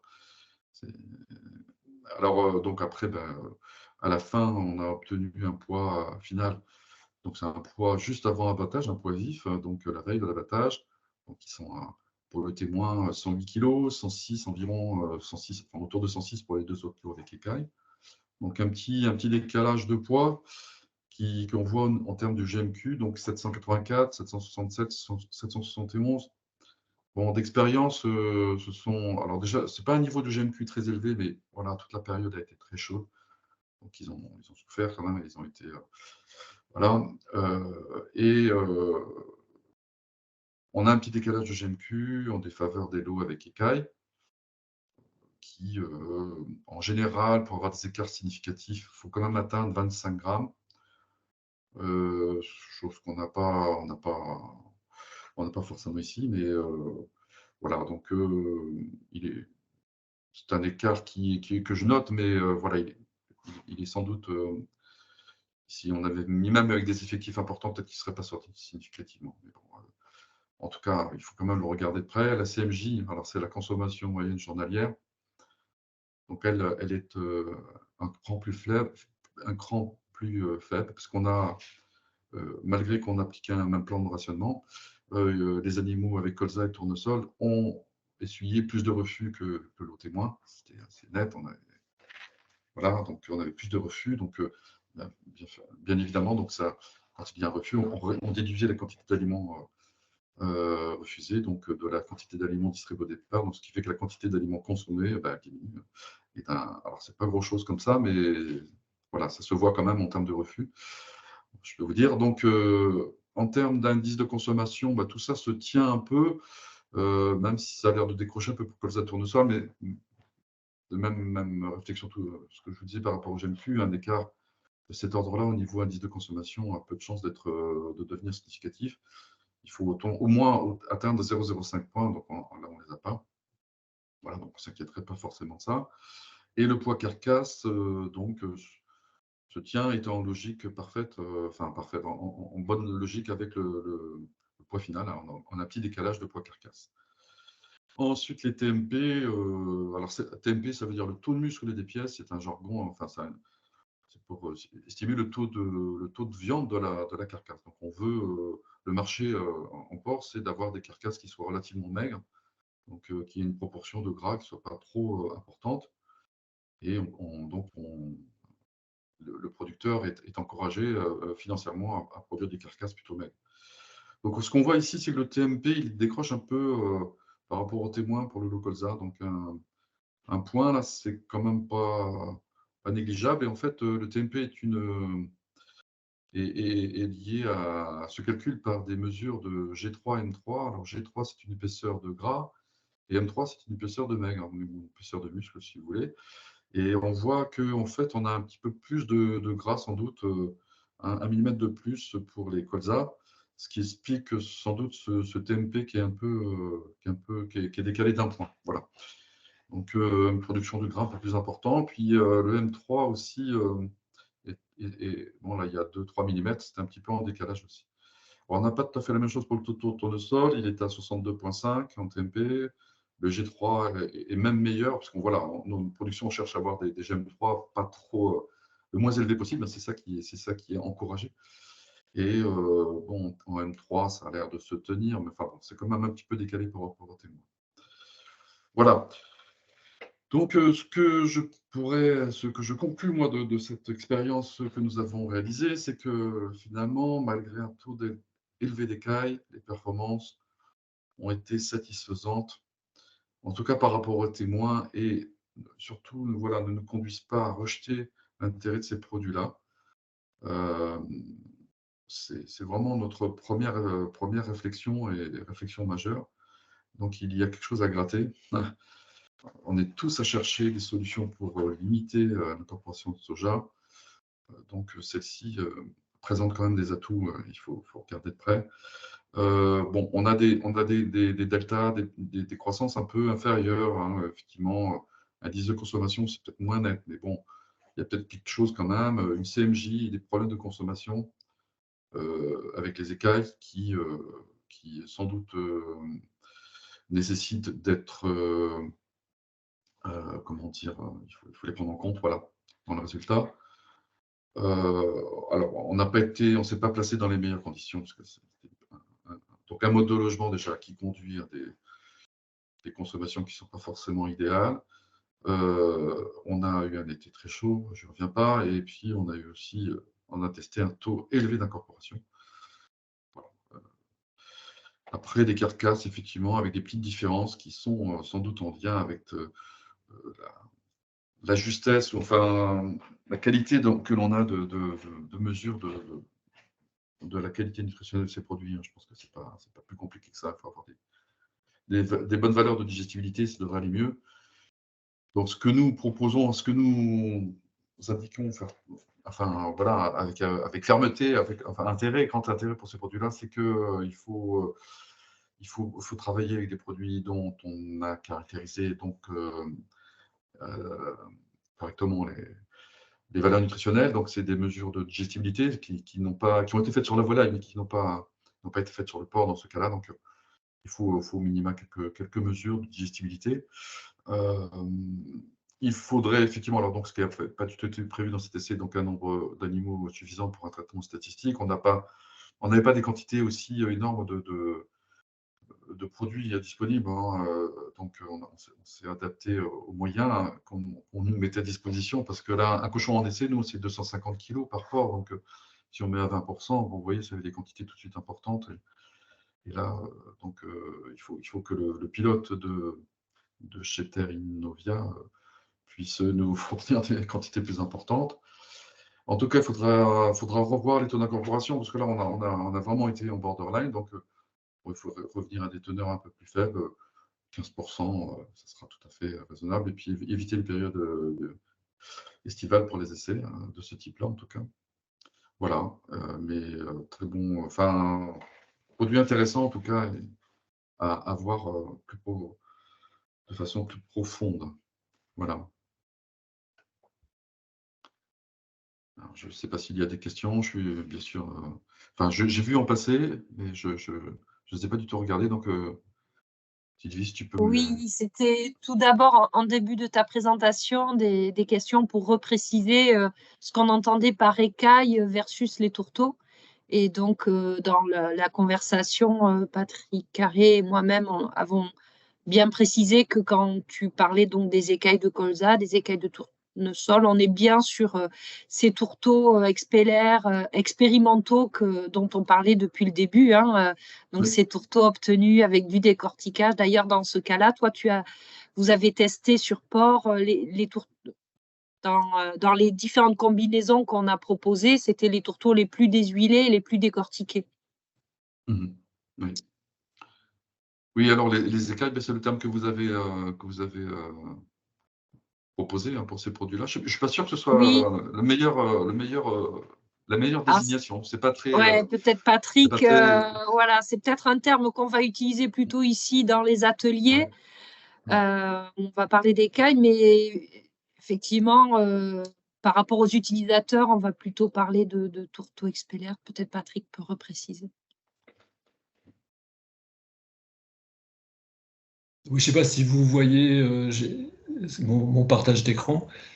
En fait, ça s'appelle des écailles parce que ça ressemble un peu à des écailles. Vous voyez, là, dans le cas du colza, on a un produit qui a la forme de petites plaquettes un peu dures et qui ressemble vaguement à des écailles. Donc, c'est la raison pour laquelle on utilise ça. Mais d'un point de vue plus pragmatique, on va plutôt parler de tourteaux expeller, je pense.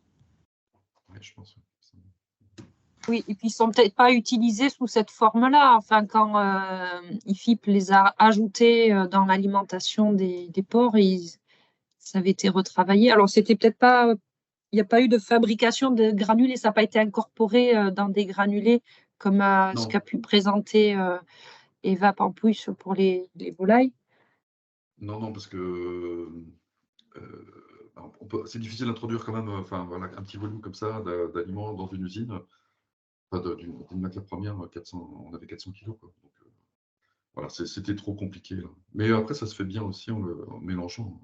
Les quantités sont pesées et de toute façon, les animaux sont rationnés, donc on veille à ce qu'ils consomment ce qu'on leur donne. Quoi. Donc, forcément, tout ça, c'est bien mélangé dans l'estomac au bout d'un moment, il n'y a pas de souci. Donc, pas l'occasion de faire le tri. Ouais. Oui, il ne trie pas entre. Peut-être dans des matchs, on peut trouver des écailles un peu fractionnées, mais encore sous forme reconnaissable.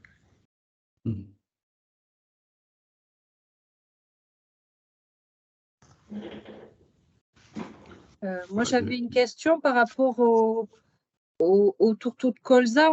Tu avais montré qu'il y avait un effet sur le taux de muscle, enfin sur l'épaisseur du gras. Est-ce que si ce tourteau de colza avait été encore un peu plus déshuilé, est-ce que c'est par rapport à la teneur en huile qui est présente dans l'aliment où tu as mis 20% de tourteau de colza? Non, je pense que c'est plutôt. Il faut pas le voir par rapport à la quantité de matière grasse résiduelle. Je pense pas. Je pense que c'est plutôt notre. Il faut s'attacher à bien regarder les valeurs de digestibilité de cette matière première-là. Ça, c'est obligatoire.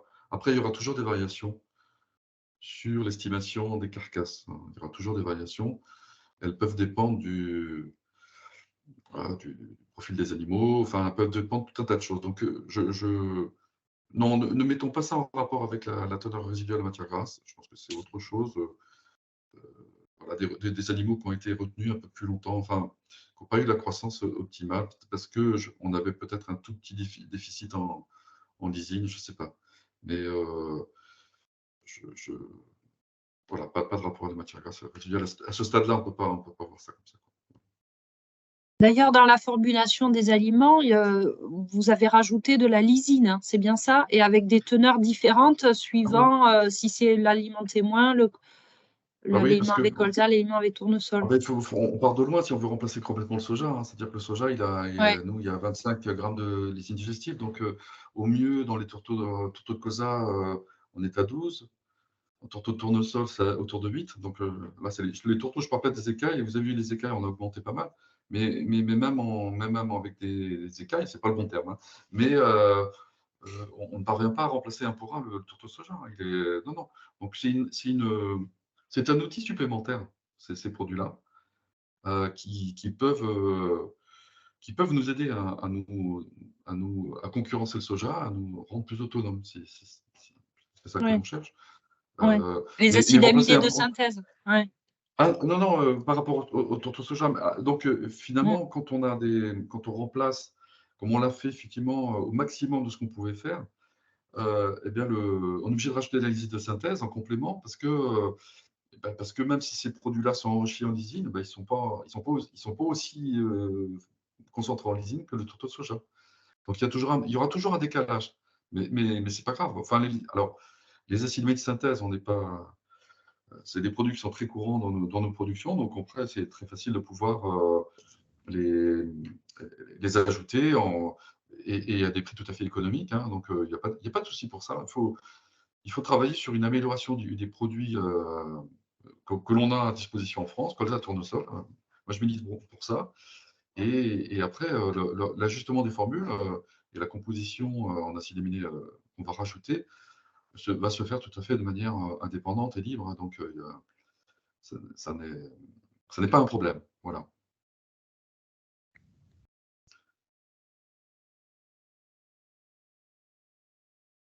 On ne t'entend plus, Sylvie.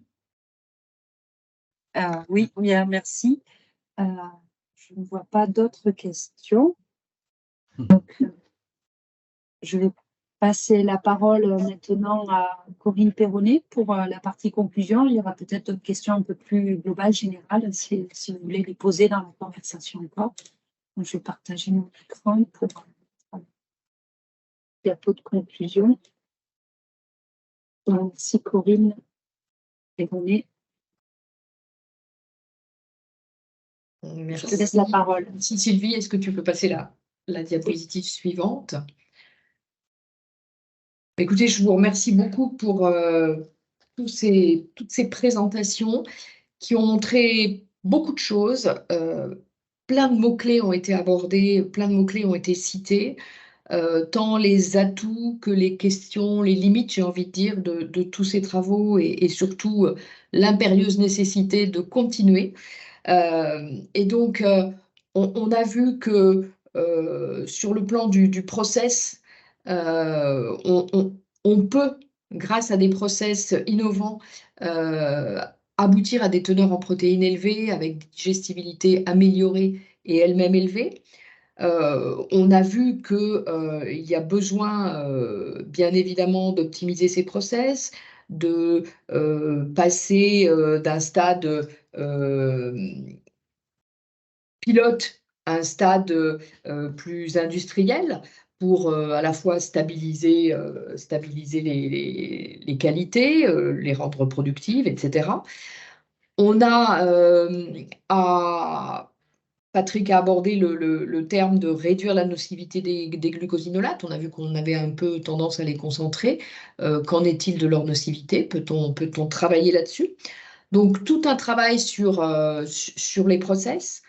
On a parlé de digestibilité, bien évidemment, digestibilité de l'énergie, digestibilité des protéines, avec des effets différents du décortiquage et des teneurs en matières grasses résiduelles, que ce soit sur tourteau de tournesol ou tourteau de colza. Donc, une importance accrue de l'estimation de la valeur nutritionnelle de ces matières premières. Et puis, si on passe à ce qu'en a dit l'animal, ce qu'en ont dit les différents animaux, hein, puisque là, il y a eu à la fois différents types de souches, différents stades de croissance. Il y a plein de mots, là encore, qui ont été cités et qui sont vraiment importants, qui sont autant de facteurs à continuer à travailler, à observer. Les termes de consommation et d'appétence aussi. Les termes de transition, phase de transition entre un aliment avec ou sans ces matières premières nouvelles.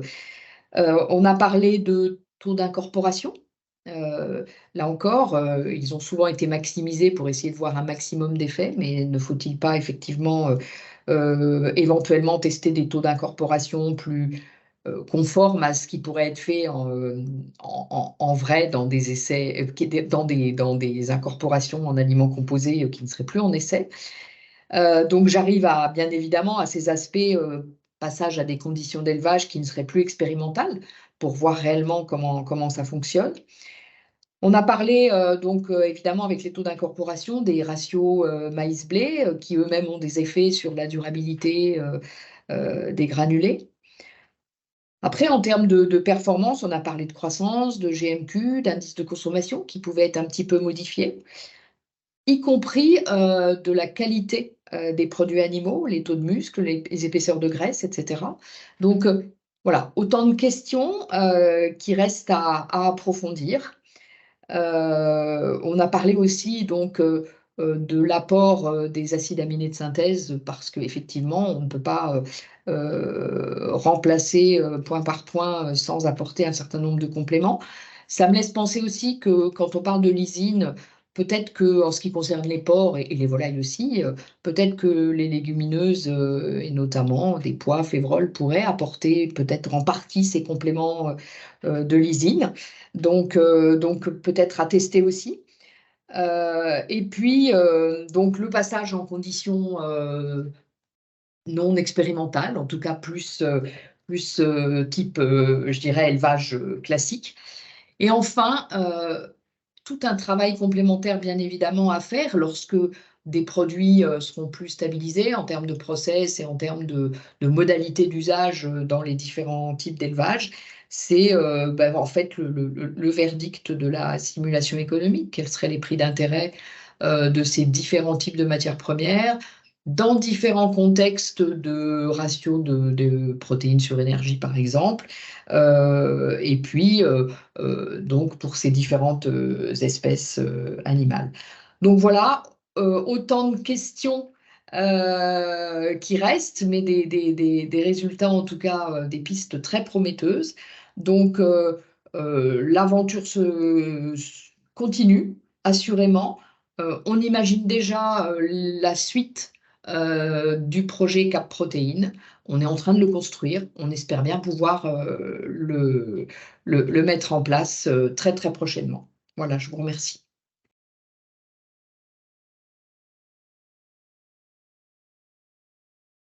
Merci beaucoup, Corinne, pour cette conclusion qui a repris l'ensemble des interventions présentées, ouvert des pistes.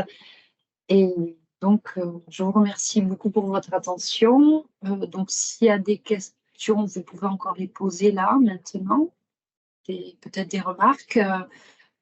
Qu'est-ce que vous pensez peut-être des matières premières riches en protéines les plus prometteuses maintenant pour nos élevages? Si vous avez d'autres suggestions.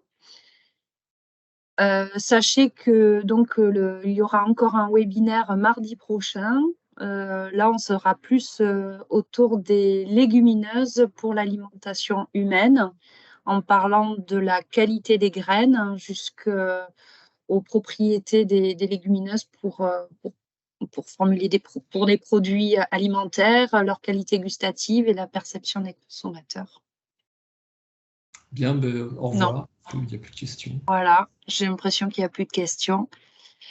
Je vous remercie à tous et je vous souhaite, je remercie beaucoup tous les intervenants pour la qualité de notre collaboration et l'organisation de ce webinaire.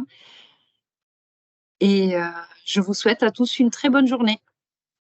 Merci, au revoir. Merci à tous, au revoir. Au revoir. Merci, au revoir.